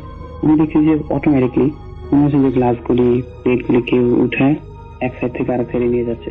তো দেখি ভয় পেয়ে যায়, প্রচুর ভয় পেয়ে যাই আমি। তো আমার সপ্তাহে 3 দিন আমার এই কাজটা করতে হয়, যে ব্রেকফাস্ট কার্ডগুলি কালেক্ট করতে হয়। আমি যদি বলি যে ভৌতিক অবস্থা ভূতের কথা, তাহলে তো আমাকে বলবে যে আমাদের তো তাহলে স্টাফ দরকার নেই, এরকম স্টাফ যে কাজ করতে পারবে না। তো কাজের ক্ষেত্রে এসব কিছু ভয় পেলে চলে না। তো সেই কাজের ভয়ে আমি কন্টিনিউ করতে থাকি। যেমন একদিন রাত প্রায় তখন কটা বাজে, আপনার 3টা। আমাদের বার যে থাকে হোটেলের লবের পাশে আমাদের একটা বার আছে, তো বারটা ক্লোজ হয়ে গেছে সেদিন 2:30 বাজে, কারণ বিজি ছিল না, একদম কোয়াইট ছিল। তো বারের মধ্যে গিয়ে আমি ড্রিঙ্ক নিয়ে আসতে গেলাম সবার জন্য, আমরা কোক যে যা খায় নিয়ে আসি, হালকা হলো না সফট ড্রিঙ্ক। তো ওখানে একদিন যাই, গিয়ে লাইট অন করি ফ্রিজের সাথে। তো লাইট অন করার পর তো ওখান থেকে আমি ড্রিঙ্ক বের করছি। আমার মনে হচ্ছে আমার বাঁ পাশে কে যেন দাঁড়িয়ে, ওখান থেকে দাঁড়িয়ে হাসছে, আমার দিকে খুব ভয়ানক ভাবে তাকিয়ে আছে। চোখগুলো মনে হচ্ছে বের হয়ে যাবে, আমার এমন লাগতেছে। তো জিনিসটা একটা আমি সিরিয়াস ভাবে নিইনি, কারণ ভয় পেলে একটা সমস্যা। তারপর আমি ওখান থেকে চলে আসি রিসেপশনে। এসে পরে আমি ম্যানেজারকে বলছি যে দেখ আমার তো ভালো লাগে না, কেমন লাগে বারে যখন ড্রিঙ্ক নিয়ে আসতে যাই, আমার মনে হয় যে কে যেন পাশে দাঁড়িয়ে দাঁড়িয়ে দেখে। তো হাসছিল। তো বলে যে কিছু না, এগুলি তোর হয়তো লাগে অন্ধকার দেখে। কিন্তু আমাকে তারপর সত্যি বলে না, সত্যি কথাটা বললেই তো আমি চলে যাবো, এত ভয়ানক ঘটনা। তো এমন একদিন আমি যাচ্ছিলাম, সেটাও ছিল আমার একদিন বৃহস্পতিবার রাত। আমি যাচ্ছিলাম অ্যাজ ইউজুয়াল, আমি সবসময় চেক করতেছি। তো চেক করছি, তো ওই ঠান্ডা যে জায়গাটা গেলে শরীর ঠান্ডা হয়ে যায়, সেই জায়গাটা যখন ক্রস করছি, তখন আমার মনে হলো কে যেন একজন রুম থেকে বেরোলো। রুমের দরজাটা যে ওপেন করলো, আমি বুঝতে পারছি হ্যাঁ, রুমের দরজাটা ওপেন করছে। তো ওখান থেকে আমার পিছন পিছন হাঁটছে। তো সাধারণত হোটেলের করিডোরের মধ্যে ডান পাশে বাম পাশে এবং এন্ড অফ দ্য করিডোরে সবসময় ছোট ছোট ইগুলি লাগানো থাকে, ফটো ফ্রেম লাগানো থাকে, অনেক ধরনের ফটো দিয়ে সুন্দর ফটো লাগিয়ে দেখা যায় ফ্রেম করে রাখে, ফটো গ্লাসও থাকে। তো আমি হাঁটছি যখন প্রায় এন্ড অফ দ্য করিডোর চলে আসতেছি, তো আমার কেমন যেন লাগতেছে আমার পিছনে কে দাঁড়িয়ে আছে। আমি দাঁড়ালে আমার পিছনে দাঁড়ায়, আমি হাঁটলে আমার পিছন থেকে হাঁটতেছে। তো আমি সাডেনলি যখন আমার চোখটা যায় এন্ড অফ দ্য করিডোর প্রায় চলে আসছি, তো একদম এন্ড অফ দ্য করিডোর সোজা দেখছি যে একটা আমাদের ওখানে আমার পিছনে হাঁটতেছে যে এত বিশ্রী একটা চেহারা, ওর ফেস জ্বলা একটা লোক, একদম ফেস জ্বলে মানে ছোট ছোট পিম্পলসের মতো চলে আসছে ফেসের মধ্যে, দাঁতগুলি বের হয়ে গেছে, ঠোঁট নেই, তারপর মাথায় চুল নেই, একদম ফর্সা ভয়ানক একটা ফেস। আমি দেখতে পাই হচ্ছে আমি যখন ওই ফ্রেমটার দিকে তাকাই সামনে, রিফ্লেকশন পিছনে আমার পিছনে আমাকে সহ আমার পিছনে দেখা যায়। তো আমি দেখলাম যে আমার থেকে কমসে কম 1 থেকে 2 হাত হবে দূরে ও হাঁটছে। তো আমি এটা দেখে আমি আর সহ্য করতে পারিনি, আমি মাথাটা নিচের দিকে আল্লাহ করতেছি আর যতটুকু চূড়া পারি রিলিজিয়াস ওগুলি পড়তেছিলাম। তো আমি এসে লিফটের জন্য দাঁড়িয়েছি, আর লিফটের যে ডোরগুলি হচ্ছে রিফ্লেকশন মতো দেখা যায়, ওখানে মিররের মতো মানে মিরর যাতে ক্লিয়ার দেখা যায়, লিফটের ডোরগুলো থেকে এত ভালো ক্লিয়ার ভাবে দেখা যায়। তো আমি দাঁড়িয়ে আছি দেখি যে আমার সাইডে আমার পাশে দাঁড়িয়ে আছে। আমি তো মানে আমি আর দেখতে পাচ্ছি, আমি চোখ বন্ধ করে আল্লাহ করতেছি, আর লিফটও আসতেছে না, কারণ নিচতলা থেকে লিফট আসতে সময় লাগে। আমি আল্লাহ করতেছি। তারপর আমি লিফটের মধ্যে যখন ঢুকে দাঁড়াতে আমার সাথে সাথে ওটাও ঢুকে আমার পিছনে দাঁড়া থাকে। তো তখন আমি তো চিন্তা করতেছি আমি তো হয়তো বা শেষ আজকে, তো লিফটের মধ্যে আমার কিছু একটা হয়ে যাবে। তবে তারপর মনে মনে দোয়া করতেছি, আল্লাহকে ডাকতেছি, নিজের মধ্যে একটা কনফিডেন্স আসছে ভয় পেলে চলবে না। আমি কিন্তু প্রচুর ভয় পাচ্ছিলাম, বাট তারপর নিজেকে সান্ত্বনা দিচ্ছিলাম যে ভয় পেলে চলবে না। এভাবে আল্লাহ করতে করতে নিচে চলে আসি। নিচে চলে আসার পর আমি লিফট থেকে বের হবে একটা দৌড় দিই আমি সোজা চলে যাই রিসেপশনে গিয়ে ওখানে আমি বেহুশ পড়ে যাই। তো যখন বেহুশ তখন তো আমি আর বলতে পারলাম বেহুশ পর্যন্তই। বেহুশ পড়ে যাওয়ার পর তখন বাঁচতেছে প্রায় 5:30। তো তার 2-3 ঘন্টা পর আমার যখন হুশ হয় তখন আমি দেখলাম যে আমাদের হোটেলের মধ্যেই যে ডক্টর আছে, ওর রুমের মধ্যে আমি বেডের মধ্যে শোয়া। তো ওকে আমি জিজ্ঞেস করলাম আমার কি হয়েছে। পরে ও বললো যে আচ্ছা আমি বলতেছি। পরে আমার ম্যানেজারকে ডাকলো, আমার ম্যানেজার আসলো, এসে আমাকে বলতেছে যে এরকম ঘটনা হয়েছে, এটা এরকম হলো আর কি। তো এখানে এসে বেহুশ পড়ে গেছে, ফ্রিজ হয়ে গেছিস। তারপর আমি বললাম যে হ্যাঁ আমি এমন দেখছি, আসলে ঘটনাটা কি। ও আমাকে বললো যে দেখ তোকে আজকে বলি, তুই আমাকে যে সবসময় বলতি যে কাউকে দেখতে পাচ্ছিস, হয়তো খুব ভয় লাগতেছে, তুই বলছিস আমাকে গ্লাস ভেঙে গেছে কনফারেন্স রুমে, এগুলি সবই সত্যি। কারণ হচ্ছে আমি তোকে বলি, এখানে আমাদের 5th ফ্লোরে সুইফট উইং এ ওখানে একটা রুম আছে, যে রুমটার মধ্যে একটা লোক ওখানে গরম পানি বাথটাপে ছেড়ে সে গোসল করতেছিল। ওই অবস্থায় গরম পানির মধ্যেই মারা গেছে। কিভাবে মারা গেছে কেউ বলতে পারবে না। গরম পানিতে শরীরের চামড়া, স্কিন, ফেস সব জ্বলে গেছে, এত গরম পানি ছিল। তো আমি এগুলি শোনার পর তখন আমি ভাবলাম যে হ্যাঁ, আমি যখন ওই কোনাটার মধ্যে যাই রুমের পাশে, তখন আমার প্রচুর ভয় লাগে, এটি হতে পারে কারণ। তারপর আমি যখন এইসব ঘটনা শুনি, তারপরের দিন আমি রিজাইন লেটার সাইন করে আমি এইচআরএ জানতে যে আমি জব করবো এখানে। তখন আমাকে রিজন জিজ্ঞাসা করে, আমি বললাম যে এইভাবে তো কাজ করা যাবে না, কারণ আমি অনেক ভয় পাই। এটা সত্যি এখানে অনেক হরর টাইপ জিনিস আছে যেগুলি খুবই ডেঞ্জারাস। আমার লাইফের রিস্ক নিয়ে আমি কাজ করতে চাই না, সো প্লিজ আমার কন্ট্রাক্টটা ক্যান্সেল করে দেয়। তো এগুলো আমার কন্ট্রাক্ট ক্যান্সেল করে আমি ওখান থেকে চলে আসি। আমি টোটাল জব করে ওখানে 1 মাস 10 দিনের মতো। এই ছিল আমার ঘটনা স্যার, ধন্যবাদ। তার কাছে কিছু ঘটনা শুনবো। আপনার নামটা একটু প্লিজ বলবেন, তারপর আপনার ঘটনায় যাবো আমরা। লিসনার্স, আমি রুবেল বলছি ফ্রম জগন্নাথ ইউনিভার্সিটি। ওকে, আমরা চলে যাই ঘটনায়। আচ্ছা ঠিক আছে রাসেল ভাই, ঘটনাটা হচ্ছে 2011 সালের এপ্রিল আর মে মাসের দিকে কাহিনীটা। তখন আমার কোচিং, আমি আসলে আমার ইন্টারমিডিয়েটে পড়তাম, তখন আমার কোচিংটা ছিল রাত 8:30 পর্যন্ত। অ্যাকচুয়ালি বাসায় মানে কথা বলার মতো পসিবল ছিল না, দ্যাটস ওয়াই আমি বাসায় বলছিলাম রাত 10টা পর্যন্ত কোচিং। এই জন্য আমি ওই সময়টুকু আমার পাশে, বাসাটা ছিল আমাদের শেরপুর, আমার বাসাটা হচ্ছে শেরপুর জেলার সদরে, এখন একটা বড় গুরুস্থানের পাশে আমাদের বাসাটা। ঠিক আছে, তো আমি ওই সময়টুকু, যে সময়টুকু আমি বাইরে থাকতাম, ওই সময়টুকু গুরুস্থানে বসে ফোনে কথা বলতাম অথবা ফ্রেন্ডের সাথে আড্ডা বা গান শুনতাম। আচ্ছা, তো ঘটনার দিনও আমি গান শুনছিলাম গুরুস্থানে বসে। দিনটা ছিল, রাতটা ছিল অনেক অন্ধকার, ঠিক আছে, রাত 9টার দিকে আসল ভাই। তো আমি বসে গান শুনছি, মানে কথা বলার জন্যই ওয়েট করছিলাম। তো এর মধ্যে হঠাৎ করে আমি অনেক বেশি অন্ধকার ছিল যে আমি ফিল করি যে আমার পিছন থেকে একজন মানে কিছু একটা আমাকে মানে আক্রমণ করেছে। আচ্ছা, ঠিক আছে, তো আক্রমণ করার পর তো আমি মানে অ্যাটলিস্ট আমি ভয় পাইনি যে ভূত পেট বা অন্য কিছু, ঠিক আছে। তো আমি ওই সময় রাসেল ভাই ভয় পাইছিলাম যে হয়তো বা গুরুস্থান থেকে কোনো জীব জানোয়ার আমাকে ধরছে। আমি লাফাচ্ছিলাম, ওটা ছাড়ানোর জন্য লাফাচ্ছিলাম। তো অনেকক্ষণ লাফানোর পরও ওটা ছাড়ছিল না, অ্যাটলিস্ট 2 থেকে 3 মিনিট পর ওটা ছেড়ে দেয় আমাকে। ছেড়ে দেওয়ার পর আমি মানে বোকা বনে যাই আমি কেন লাফাচ্ছিলাম। ঠিক আছে, দেন আমি আবার ওখানে বসে আমি আমার ফ্রেন্ড রনি, ওকে ফোন করি, যে ফোন করে হাসাহাসি করছিলাম যে নিজে মানে বোকা হয়ে গেলাম, কি হলো। তো রাসেল ভাই আমি যেহেতু আমার কোচিং থেকে আমি পরীক্ষা দিয়ে আসছিলাম, আমার প্যান্টের পকেটে একটা স্কেল ছিল। তো স্কেল আমি বসার 2 থেকে 3 মিনিট পর স্কেলটা আমার সামনে একদম খোলা মাঠ, গুরুস্থানে একদম খোলা মাঠে স্কেলটা একদম আস্তে আস্তে পড়তেছিল। আচ্ছা, তো ওইটা দেখে আমি মানে চরম ভয় পাই। এমনি খুব অন্ধকার ছিল, এলাকায় ইলেকট্রিসিটিও ছিল না। তো আমি ওখান থেকে আমার একদম গায়ের লোম দাঁড়িয়ে যায়, আমি একদম দৌড়ে বাসায় চলে আসি। তো বাসায় এসে কাহিনীটা আমি কাউকে বলি না, কারণ বললে হয়তো রাত্রিবেলা মা কোচিং এর সাথে যাবে, আমাকে একা যেতে দিবে না। ঘটনার দিন ছিল আপনার শনিবার, ফার্স্ট শনিবার। সেকেন্ড শনিবার আমি আমাদের বাসায়, আমি ওই দিন ফ্রেন্ডের কাছ থেকে অনেক রাত করে বাসায় আসি। তো আমাদের বাসার ডাইনিং এ আপনার বেসিন ছিল না, দেখছি মা আপনার ওই ডাইনিং এর উপর একটা মেলামাইনের বড় একটা গামলা রাখছিলেন, ওখানে আমরা হাত ধুইতাম আর কি, বা প্লেট পরিষ্কার করতাম। তো আমি বাসায় ফিরে দেখি সবার খাওয়া শেষ, আমি বাকি আছি। তো আমি এসেই দেখি গামলাটা একদম পানিতে ভরা, মানে হাত ধোয়ার কোনো ওয়ে নাই। তো আমি বাসায় চিল্লাইতেছিলাম যে এটা মানে পরিষ্কার করে কেন রাখে নাই। তো অনেকক্ষণ চিল্লাচিল্লি করবো, আমি খাইতে বসি না তখন আর কি, আমি বসবো, জাস্ট চেয়ারটা আমি টান দিছি, আমার ডাইনিং এর সাথে আমার হাত বা আমার বডি কোনো টাচ লাগে নাই।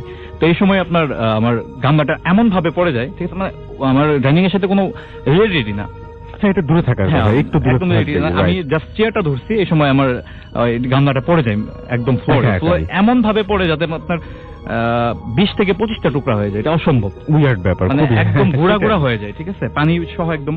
তো মা উঠে তো চিল্লাচিল্লি শুরু করছে, মাত্র আমি রাগারাগি করে এটা ফেলে দিছি, ঠিক আছে। তো এটাও তো বাট সবাই মা আমাকে বকাবকি করছে, বাট আমি তো বুঝতে পারছি যে কাহিনীটা কি। গত শনিবারের কাহিনীটা ওইরকম হলো। আর একটা জিনিস মিস করে গেছি যে গত শনিবার এই কাহিনীর পর থেকে আমি সাপ, ইঁদুর, মানে বাসায় ঘুমালে চোখ বন্ধ করলে বা চোখ খুলেও দেখতাম ওয়ালে হাঁটতেছে এরকম। তাই, মানে জাস্ট আপনি চোখের সামনে একদম দেখতে পাচ্ছেন, চোখের সামনে। এটা কোনো কি শ্যাডোর মতো না, একদম আপনি জলজন্ত, একদম ক্লিয়ার, একদম জলজন্ত ক্লিয়ার। আমি হঠাৎ চোখ খুলে দেখতাম যে ওয়াল দিয়ে হাঁটতেছে, আমি হঠাৎ করে ভয় পেয়ে যেতাম, বাট আবার দেখতাম না কিছুই নাই।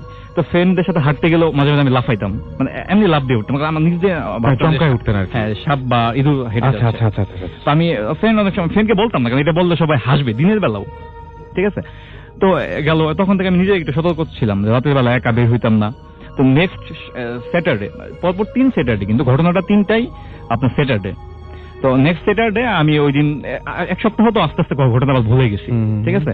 তো ভুলে যাওয়ার পর আমার এক ফ্রেন্ড ওই দিন ফোন দেয় রাত 12:30টার দিকে, তো ওর ইমার্জেন্সি ফ্লেক্সি লাগবে, ঠিক আছে। তো আমাদের বাসাটা ছিল আপনার শেরপুরের সিংপাড়া এলাকায়। তো সিংপাড়া থেকে খড়মপুর, ওখানে রাত 1টা পর্যন্ত ফ্লেক্সি দোকান খোলা থাকে। আচ্ছা, তো আমি যাবো কি যাবো না চিন্তা করলাম। আর অ্যাকচুয়ালি আমি আগে থেকে একটু রাতের বেলা বাইরে মানে থাকতে পারতাম, ভয় পেতাম না। তো আমি বের হই রাতের বেলা ফ্লেক্সি দেওয়ার জন্য। এবং ওই জায়গায় তো একটা দেখতে মানে অনেক রাত। হ্যাঁ, মোটামুটি অনেক রাত। রাস্তায় সব দোকানপাট বন্ধ হয়ে যায়, 2-1টা চায়ের দোকান খোলা থাকে। তো আমি বের হই বাসা থেকে, চুরি করে বের হই বাসা থেকে, পিছন দরজা দিয়ে বের হই। তো বের হয়ে আমি যাচ্ছিলাম খড়মপুর ফদ ভাইয়ের দোকানে যাই। তো ওখানে বসে আমি আড্ডা দিই কিছুক্ষণ, উনি আমার পরিচিত ছিল। তো সবসময় ফ্লেক্সি করতাম, আড্ডা দিয়ে ফ্লেক্সিও দিই। ফ্লেক্সি দিয়ে 1:15 বা 20 এরকম আমার টাইমটা মনে হচ্ছে আর কি। তো আমি বের হয়ে আমি খড়মপুর 3 রাস্তা মজা শেরপুর থেকে শুনতেছে, নিশ্চয়ই বুঝতে পারছে যে মোড় থেকে আমি বাসার দিকে যাব, আমার মোড়ে বাসার দিকে রান করবো। তো এই সময় দেখি একটা মেয়ে, টোটাল আপনার মেয়েটার ড্রেসটা হচ্ছে একদম সাদা জামা, ক্লাস 3-4 মেয়েরা যেরকম পরে, ফ্রক, কিন্তু নিচে লাল পাড়, ইভেন পায়ে আলতা দেওয়া, আর পিছন থেকে আমি চুলগুলো দেখলাম একদম মানে কোমরের নিচ পর্যন্ত। আচ্ছা, তো আমি হেঁটে হেঁটে যাচ্ছি, আমার কোনো কিছু কনসেন্ট্রেশন নাই যে রাত একটা সময় একটা মেয়ে মানুষ অসম্ভব, আর আমার এদিকে কোনো খেয়াল নাই, মানে আমি জাস্ট ইমপ্রেসড যে আমি মেয়েটার পিছনে যাচ্ছিলাম, ঠিক আছে। তো মেয়েটার পিছনে যাচ্ছি, আমি মানে আমাকে অদ্ভুত ভাবে টেনে নিয়ে যাচ্ছে আর কি মেয়েটা, অন্য কোনো দিকে আমার কোনো খেয়াল নাই। আমি যাচ্ছি তো আমাদের খড়মপুর মোড় থেকে হেঁটে হেঁটে কলেজের সামনে আপনার ডান দিকে টার্ন করলে আপনার ডিসি অফিস আমাদের শেরপুরে। আচ্ছা, তো ডিসি অফিসের সামনে আপনার পুকুর, আমি ওই পর্যন্ত হেঁটে যাচ্ছি, তখন আমার 10 থেকে 15 হাত আচ্ছা আপনার ডিস্টেন্স মেয়েটার সাথে, আমি কোনোভাবে ধরতে পারছি না, বাট আমার খুব ইচ্ছা হচ্ছে যে মেয়েটার সাথে কথা বলবো। আচ্ছা, তো আমি যখন পুকুরটার সামনে আসি তখন মানে আমার সেন্স ফিরে, যেটা আমি মানে কোথায় আসছি, মানে অনেক রাত, তো আমি তো রাত বাসা থেকে বেরিয়েছি রাত 12:30টার দিকে। তো আমি তখন দাঁড়াই আমি ফোন বের করি, দেখি আমার ফোনে অনেকগুলো ফোন আসছে, আমাকে যে ফোন দিচ্ছিল অনেকগুলো ফোন দিছে। তো আমি ঘড়ি দেখি রাত 3টা বাজে। আচ্ছা, তখন আমি শক, মানে আমি তখন ভয়টা পাই, আমার একদম মানে অন্ধকার এবং ওইদিকে রুট লাইট গুলো অফ থাকে, নষ্ট থাকে, অনেক অফ থাকে। তো আমি ওই সময় প্রচন্ড ভয় পাই এবং দাঁড়াই যাই ওখানে। আমি দাঁড়ানোর সাথে মেয়েটাও দাঁড়াইছে। আমি ঘড়ি যখন 3টা দেখছি, কারণ আমি খড়মপুর থেকে ডিসি অফিসে আসতে আপনার 15 মিনিটের বেশি লাগার কথা না, হেঁটে আসলো 12 থেকে 15 মিনিট লাগে। তো আমি রাত 3টা বাজে কিভাবে সময়, আমি তো এত বেশি হাঁটি নাই, রাইট, ঠিক আছে। তো আমি রাসেল ভাই তখন দেখি মেয়েটা আমার দিকে আসতেছে, ঠিক আছে। আমি জাস্ট তাকাই আছি, ইভেন আমি নড়তেও পারছি না, দৌড়াতেও পারছি না, আমি একদম ঠান্ডা, একদম জমে গেছে। তো এই সময় আসছে, তো এসে মেয়েটা আমাকে টাচ করে, আমাকে টাচ করার সাথে সাথে আমি জ্ঞান হারাই, ঠিক আছে।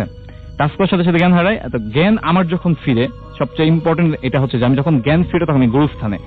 আর এর আগে বলেন, এটা খুব অদ্ভুত ব্যাপার, অদ্ভুত ব্যাপার। আমি আর ছোট থেকে মানে আমি ওই যে জায়গাটা বেশি খেলাধুলা করি, ইভেন কথা বলি, ফার্স্ট ঘটনাটা যেখানে হয়েছে, ইভেন সবসময় ওই জায়গাটা দিয়ে থাকি। ইভেন আমি রাত 12টা, 1টা, 2টা, 3টা সবসময় ওখানে যাইতাম, যেখানে সন্ধ্যার পরে অনেকে যাইতে ভয় পাবে একা। তো আমি জ্ঞান ফিরে আমাদের এলাকায় একটা মিয়াদ ভাই, মানে আমাদের সিংপাড়া মিয়াদ ভাই সবাই চিনবে মানে এলাকার, তো উনি এসে আমাকে আমার ঘুম ভাঙায়, আমাকে জাগায় আর কি। তো আমি উঠি, ওঠার পর আমাকে বলে তুই এখানে শুয়ে আসছিস কেন। আর ব্যাপারটা ওর কাছে তো ওয়ার্ড লাগে না, কারণ ও জানে যে আমি এই জায়গায় এসে ফোনে কথা বলার জন্য বা যেখানে কারণে হোক আমাকে কেউ খুঁজে না পেলে আমাকে ওখানেই পাবে, রাইট।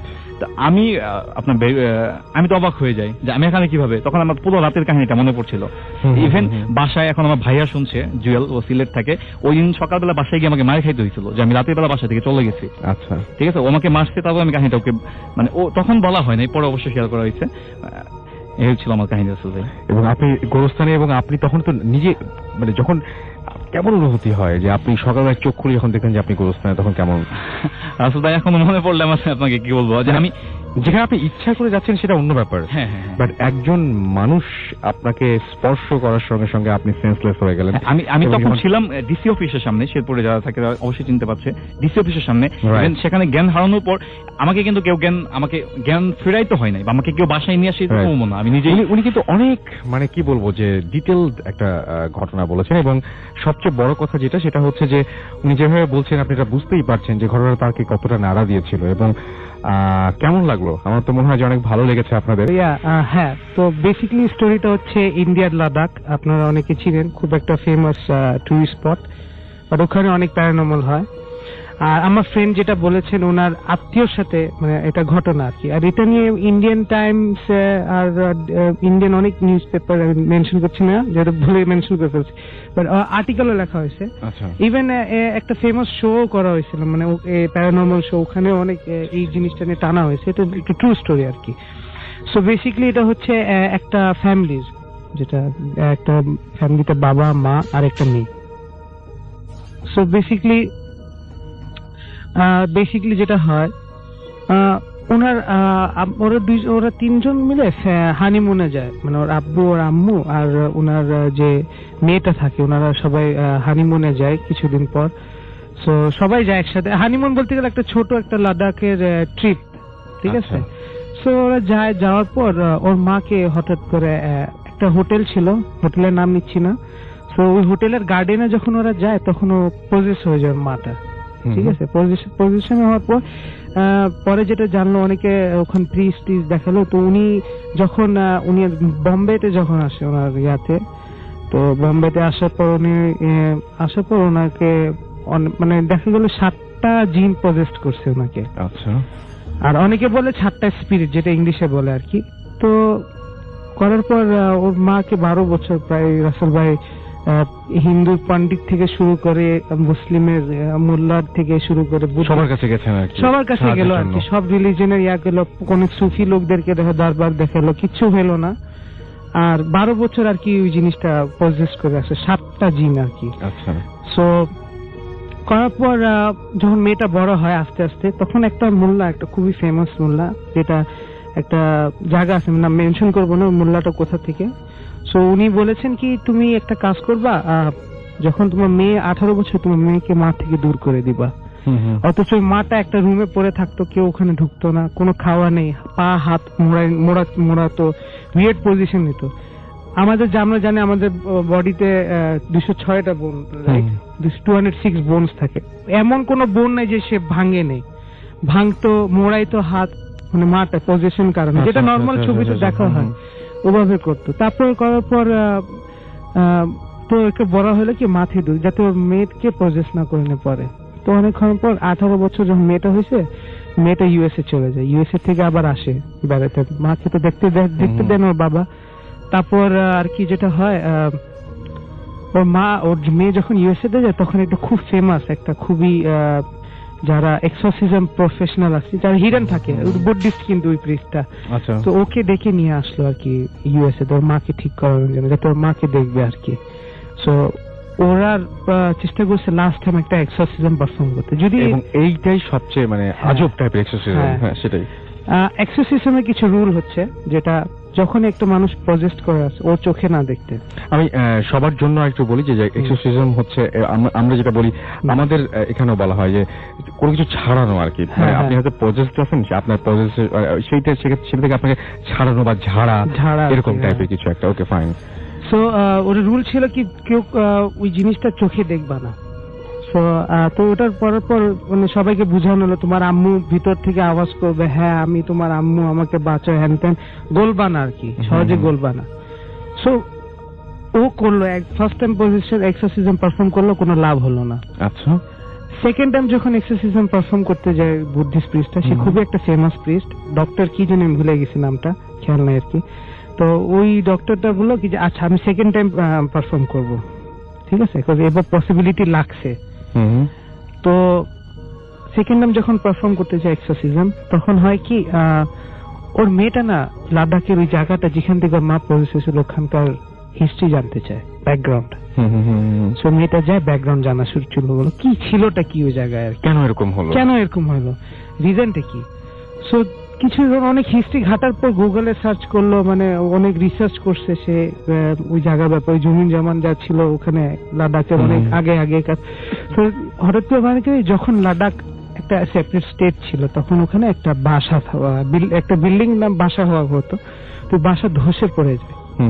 ওই বাসার ভিতরে 7টা জিন ছিল না মানুষ ছিল, আমি এটা সঠিক বলতে পারতেছি না, বাট 7টা একটা এন্টিটি ছিল এক ধরনের, ঠিক আছে। ওই 7 জন মিলে প্রজেস করছে আর কি। আচ্ছা, তাকে ধসে যাওয়ার কারণে ক্ষতিগ্রস্ত হয়েছিল। হ্যাঁ, তো মেয়েটা কি করছে, 7টা যারা মারা গেছে বা যারা জিন টিন মারা গেছেন, তো ওদের নাম জানলো আগে। আচ্ছা, নাম জেনে 7 জনের নাম নিয়ে গেল। যেহেতু এক্সোরসিজম কাজ করতেছে, এখন মানুষের নরমাল মানুষ বলে না, মানুষের পাওয়ার সবচেয়ে পাওয়ারফুল, মানুষের বুদ্ধি। সো কি করলো, 7 জনের মানুষের নাম জানলো, নাম জেনে গেল ওর ইয়ার কাছে। এক্সোরসিজম পারফর্ম করছে, নর্মাল হচ্ছে না, অনেক চেষ্টা করে হয় না, মানে রোজ ওয়াটার ছিল, মানে কিছুই হয় না। আর বুদ্ধিস্টের এক্সোরসিজম খুব ডিফারেন্ট হয়। বুদ্ধিস্টের এক্সোরসিজম হয়, ওরা এক ধরনের বাঁশি বাজায়, ঢোল বাজায় এক ধরনের, আর ওকে সার্কেল করে অনেকগুলি বুদ্ধিস্ট প্রিস্ট মিলে এক্সোরসিজম পারফর্ম করে, ইউটিউবে দেখতে পারবেন। আর যেহেতু করতেছে, হচ্ছে না আর কি, তো অনেক হচ্ছে না। তারপর মেয়েটা কি করলো, মেয়েটা যে ওর মার কাছে গেল, গিয়ে বললো, হ্যাঁ অমুক তোমাদের 7 জনের মধ্যে এই লোক, মনে করেন এক্স আর কি লোকের নাম, তোমাদের 7 জনের মধ্যে যে নাম এক্স আছে, ও আমার কাছে আসছিল কালকে রাত্রে। আচ্ছা, ও বলছে আমার বাসায় একা, আমার সাথে আমাকে ও একা প্রজেস করবে। এটা ট্রিক আর কি, মাইন্ড ট্রিক, ওদের ভিতরে 7টা জিনের মধ্যে একটা ঝগড়া লাগানোর জন্য। তো এভেন্চুয়ালি এটা কাজ করলো। তো ও প্রথমে ওই 7 জন শক হইলো কি, তুই কেমনে জানলি কি যে আমাদের নাম এটা, ওরা তো শক। তো ওদের মধ্যে একটা ফাইট শুরু হয়ে গেল, ওখানে খালি কর্নার রুমে মানে 7টা ভয়েসের কথা হচ্ছে, ওরা মানে মানে সবাই শুনতে পাচ্ছে, সবাই শুনতে পাচ্ছে, সবাই দেখতেছে, 7জনের সাথে আলাপ করতেছে। Very interesting. হ্যাঁ, ওরা আলাপ করতেছে। ও বলে না আমি ছাড়বো না, মানে আমি থাকবো। ও বলে না আমি থাকবো। ওই 7 জনের মধ্যে সব ধরনের এজের লোক ছিল, বাচ্চা ছিল, মানে নর্মাল মানে 40-30 ইয়ার্স, সব গ্রুপ মানে 6 কম্বিনেশন গ্রুপের এজ লোক ছিল। ওরা নিজের মধ্যে ঝগড়া করতে করতে, আর এখানে কি করছে, এরা এক্সোসিজম চালু করে দিছে, যেহেতু ওদেরকে বিজি করে দিল আর কি। ওরা 7 জনের মধ্যে কনফিউজড হয়ে গেল। তো বিজি করে উনি কি করলো, এক্সোসিজম পারফর্ম করছে। এক্সোসিজম পারফর্ম করে, যেহেতু ওর পাওয়ারটা কমে গেছে আর কি, এক্সোসিজম পারফর্ম করে ইয়াটা হয়ে গেল আর কি, এক্সোসিজম সাকসেসফুল হলো। 7 জন ইয়াটা ছেড়ে দিল। ছাড়ার পর এখন হলো কি, ইভেনচুয়ালি ওর মাটা মারা যায় লাস্টের দিকে। মানে ওর বডি যখন ডক্টরের কাছে নিয়ে যাওয়া হয়, বম্বের একটা খুব ফেমাস, আমার ফ্রেন্ডটা বলতে, ছত্রবাজি শিবাজি টার্মিনাল একটা স্টেশন আছে ইন্ডিয়াতে, ওই ট্রেনে, লোকাল ট্রেনে মাকে এমনি উঠায় নিয়ে যাচ্ছিল, ঠিক আছে? নিয়ে যে রাস্তার মধ্যে মা দম আটকে নেয়, ওই স্টেশনে আর কি। তো রেলওয়ে স্টেশন যেটা হয়, ওখানে দম আটকে গেছে। হসপিটালে নিয়ে যাওয়ার আগে যখন ডক্টরের কাছে নিয়ে যাওয়ার পোস্টমর্টম করবো বললো 206, মানে ভিতরে যত বোন ছিল সব তো ভাঙ্গাই, সব ভাঙে গেছে। আচ্ছা, শখ হলো কেমনে একটা মানুষ জীবিত থাকে। আচ্ছা, আমি একটা জিনিস জাস্ট জানতে চাচ্ছি যে, মানে আমি জাস্ট ভাবছিলাম এরকম যে এরকম কি হতে পারে, মানে ডাক্তার কি এরকম কিছু বলেছিল যে ওনার কোনো মেন্টাল ঝামেলা ছিল, এরকম কোনো কিছু? ডক্টর যেহেতু ওর সবকিছু চেক করলো, আপনি জানেন প্রত্যেকটা জিনিস চেক করা হয়, নর্মাল ব্রেনের যেটা সেলস নর্মাল ফাংশন করছে না, সব ঠিক আছে, দ্যাটস জাস্ট বিকজ বোনস, প্রত্যেকটা বোনস ভাঙ্গা বডিতে। আর এটাও বলছিল ডক্টর দ্যাট এতদিন মানুষ কেমনে না খায় থাকতে পারে। 12 years of possession with 7 genes. Interesting. So এই জিনিসটা অনেকে জানি না, স্পিরিটস বলে, এটা ইন্ডিয়াতে কিন্তু একটা ফেমাস কাহিনী। এটার উপর অনেক বড় একটা ইয়াও আসছে আর কি, ইউটিউবে ভিডিও। যারা ইন্ডিয়াতে আছেন এই মুহূর্তে, নিশ্চয়ই আমাদের আরো আপডেট দিতে পারবেন। আপডেটস আমরা চাই আপনাদের কাছ থেকে, এবং আপনারা অবশ্যই এই ঘটনাটা আরো মানে যারা জানেন, হ্যাঁ সেটাই। সো বেসিক্যালি তো ডক্টর গেল, তো চেক করলো, ডক্টর তো বললো এরকম কেস তো আমি আমার লাইফে ফার্স্ট টাইম দেখছি আর কি। সো বেসিক্যালি মা ইভেনচুয়ালি মারা যায়, এটা খুব একটা বড় লস। আই হোপ উনি, মানে এটা খুব একটা বড় লস আর কি। এটা খুব আর্টিকেলসে আসলো, মানে হইচই করলো আর কি স্টেটের মধ্যে। ইন্ডিয়ার নর্মাল স্টেট নিউজ পেপার যেটা হয়, মহারাষ্ট্রের নিউজ পেপার, ওখানে অনেকবার পাবলিশ করা হয়েছে আর কি। এই আর কি ঘটনাটা রাসেল ভাই, 7টা জিনের পজিশন। ওকে, দেখা যাক আমরা কি রকম রেসপন্স পেয়েছি। আশা করি যে আমরা চলে যাব আমাদের পরবর্তী ঘটনায়। আমাদের নতুন একজন অতিথি আছেন, তাকে আমি কিছু কোয়েশ্চেন করতে চাই, এবং তারপরে রিসেন্ট একটা ঘটনা ঘটেছিল, সেই ঘটনাটা আমরা শুনবো। আচ্ছা, শুরুতে আপনার নামটা জানি একটু। হ্যালো লিসেনার, আমি রাব্বি বলছি। রাব্বি, আপনার ওল্ড টাউন, রাইট? ওল্ড টাউনে আপনার বাসা। আপনার বাসায় সাধারণত কোন ধরনের ঘটনা ঘটে যেগুলো আপনাদের অনেক ডিস্টার্ব করে? ভাইয়া, মানে যখনই রাতের বেলা, যেমন কিছু করে দেখা যায় যে এক ধরনের বিড়াল পিছু হাঁটে, এবং অনেকে যারা রাতে নামাজ পড়তে ওঠে তারা অনেকে দেখে যে কে যেন নূপুর পরে সিঁড়ি দিয়ে হাঁটে, মানে যেগুলো রেগুলার সিম্পটমস সেগুলো হয়, যে ঢিল পড়া। কিন্তু একটা অদ্ভুত জিনিস আপনি বলেছিলেন, সেটা খুব অদ্ভুত লেগেছিল আমার, সেটা মাঝে মাঝে মনে হয় কেউ যেন পানি ছিটিয়ে দিচ্ছে, পানি দিচ্ছে, তারপরে বিভিন্ন ধরনের ডিস্টার্বিং আর কি। আর একটা যদি বলি, ধরেন যে আপনি পাশাপাশি আপনাকে নাম ধরে ডাকবে।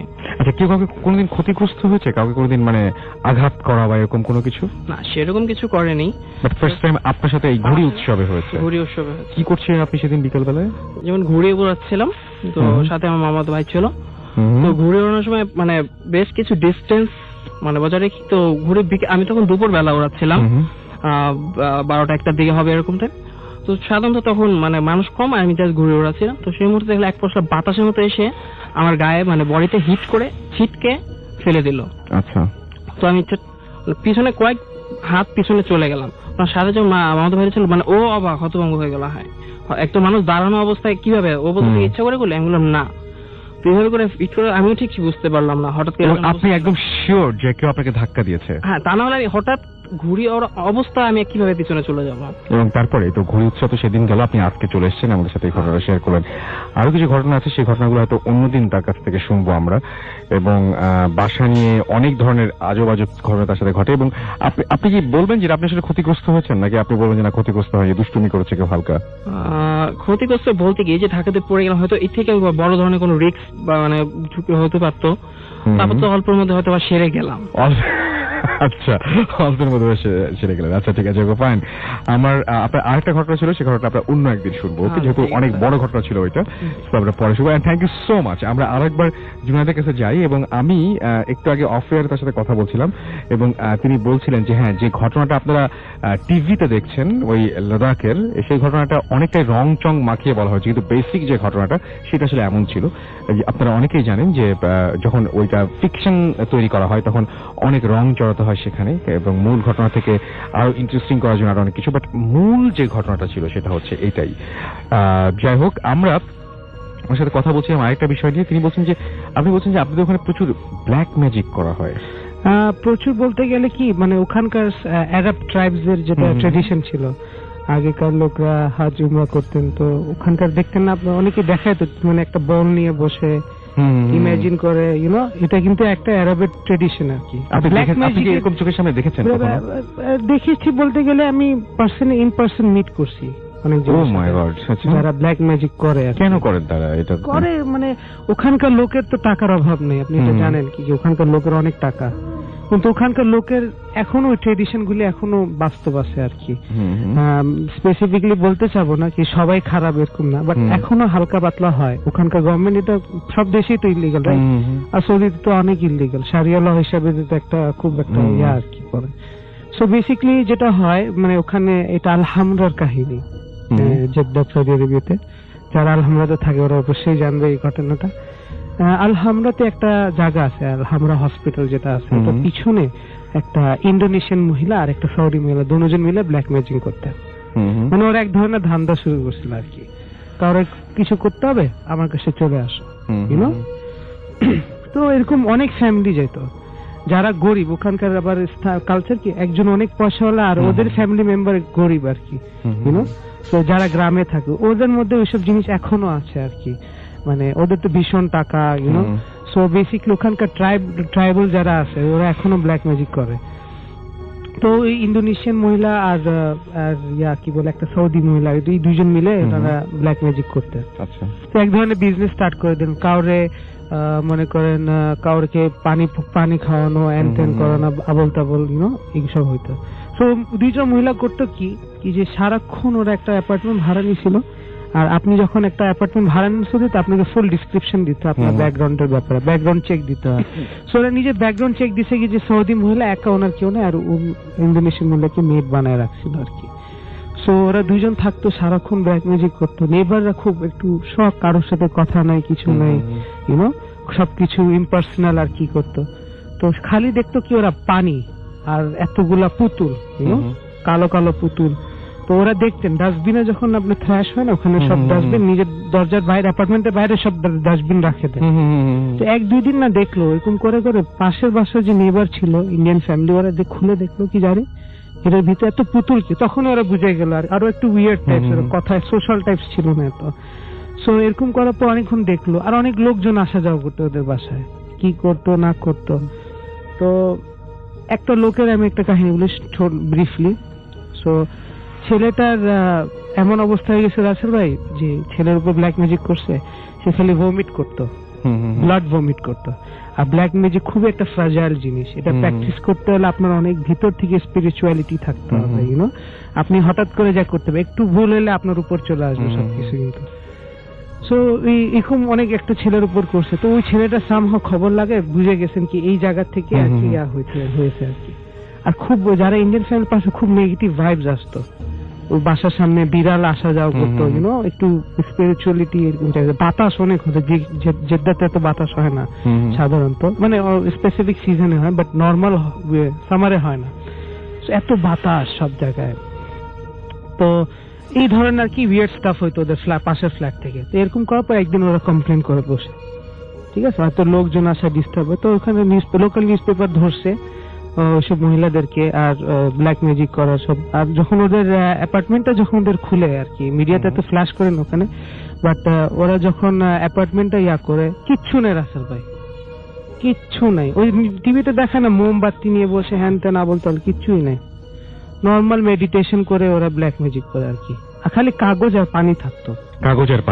হ্যাঁ, আচ্ছা। তো এই হচ্ছে আর কি ঘটনাটা আর কি। আর ওই মহিলাদেরকে ধরার পর তো ওদের অনেক সিভিয়ার পানিশমেন্ট হলো, কি হলো এটা বলবো না। আচ্ছা, তো আর এটা লোকাল নিউজ পেপারেও আসছে।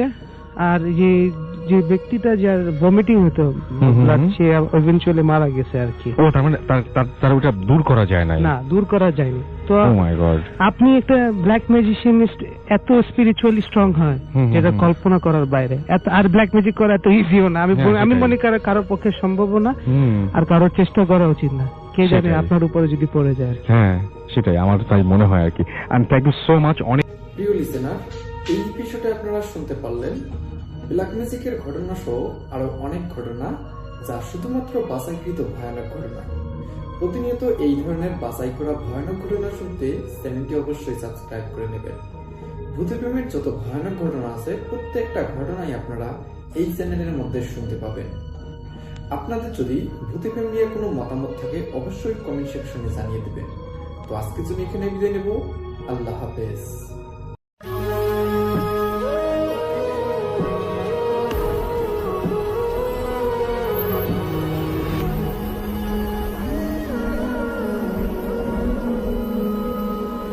আসসালামু আলাইকুম প্রিয় লিসেনার্স, আশা করছি আপনারা সবাই ভালো আছেন। আরও একটি নতুন গল্পে আপনাদের সবাইকে স্বাগতম। তো দর্শক, কথা না বলে শুরু করছি আজকের প্রথম গল্প। গল্পটি আমাদের কাছে লিখছেন মোহাম্মদ নাকিব, যশোর থেকে। তিনি লিখছেন জমে থাকা কণ্ঠস্বর। গল্পের শিরোনাম। তো এখন থেকে শুরু হচ্ছে গল্প। শীতের রাত, ডিসেম্বর মাসের শেষ দিকে, উত্তরবঙ্গের এক ছোট শহর, নাম দেওয়ানগঞ্জ। পুরো শহর তখন কুয়াশায় ঢাকা। রাস্তায় বাতিগুলো ফ্যাকাশে আলো ছড়াচ্ছে। শেষ শহরের প্রান্তে একটা পুরনো বাংলো আছে, যার নাম সুবর্ণা ভিলা। লোকমুখে শোনা যায় ওখানে রাত হলে মানুষ কণ্ঠস্বর শুনতে পায়। কারো কাদার কণ্ঠ, আবার কারো ফিস ফিস করে নাম ধরে ডাকার শব্দ।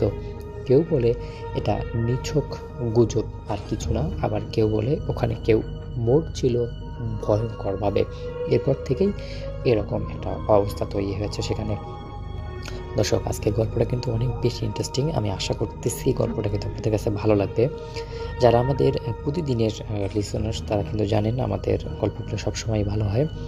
আর যারা নতুন এসেছেন, আমি আপনাদেরকে বলবো যে আপনারা কিন্তু গল্পটি শেষ পর্যন্ত শোনার চেষ্টা করবেন, তাহলে কিন্তু অবশ্যই ভালো লাগবে।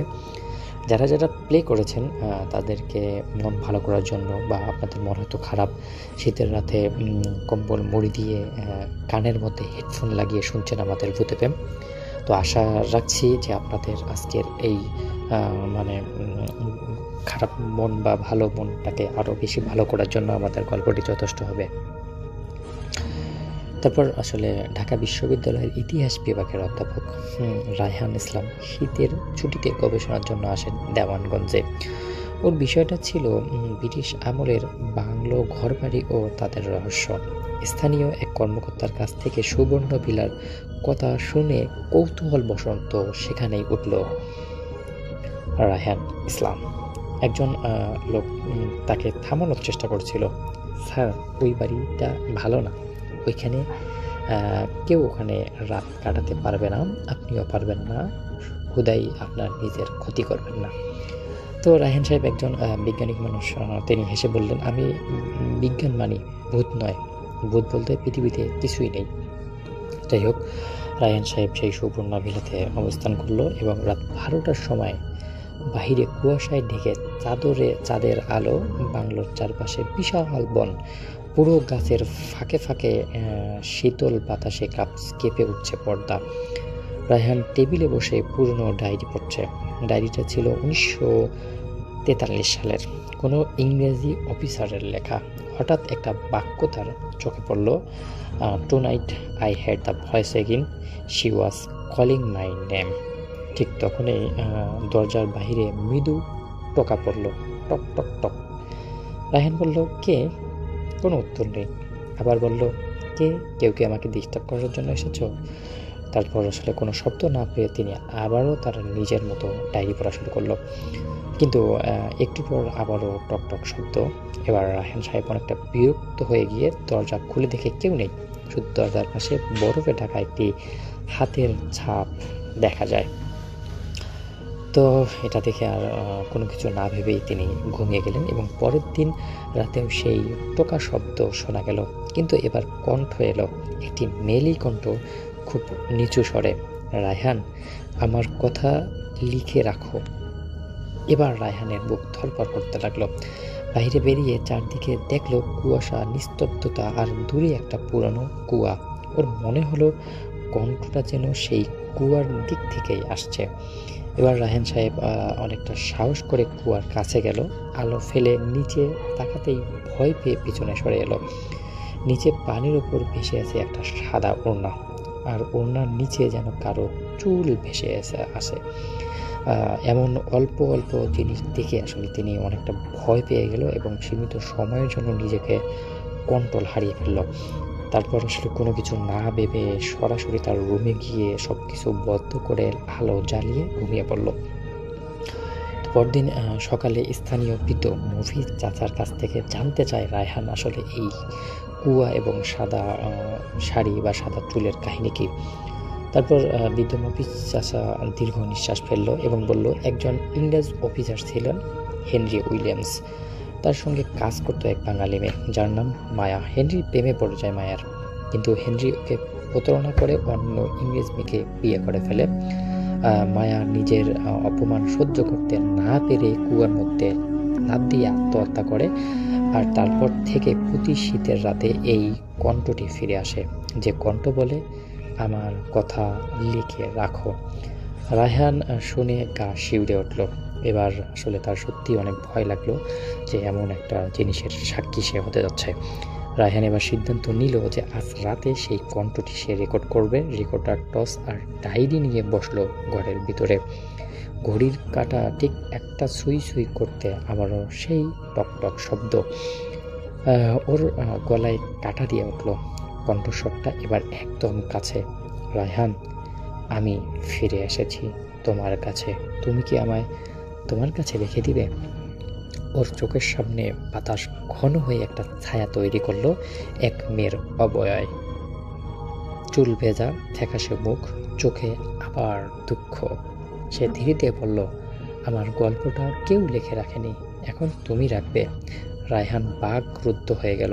মেয়েটি এগিয়ে এসে ওর হাতে ঠান্ডা আঙুল রাখলো, লিখলো, আমি ছিলাম এক কুয়াশার মেয়ে যাকে সময় ভুলে গেছে।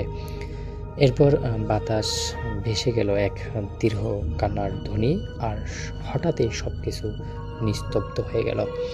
পরদিন সকালে স্থানীয়রা বাংলোয় ঘরে গিয়ে দেখে রায়হান নেই, শুধু টেবিলে পড়ে আছে তার ডায়েরি। পৃষ্ঠায় লেখা, আমি ওর গল্প লিখে ফেলেছি, কিন্তু মনে হয় গল্পটা এখন আমাকেই লিখছে। ডায়েরির পাশে রাখা রেকর্ডটা চলতেই এক মেয়ের কণ্ঠ ভেসে এসে, রায়হান তুমি এখন আমার গল্পের ভিতরে নতুন একটি গল্প। তারপর কেবল বাতাসের শোষণ শব্দ যেন শীতে কুয়াশায় ফিসফিস করছে, লিখে রেখো। দর্শক, আমাদের গল্পটি আপনাদের কাছে কেমন লাগলো অবশ্যই কিন্তু আপনাদের মতামতগুলো জানিয়ে যাবেন আমাদের ভিডিও কমেন্ট বক্সে। ভালো থাকবেন, আল্লাহ হাফেজ।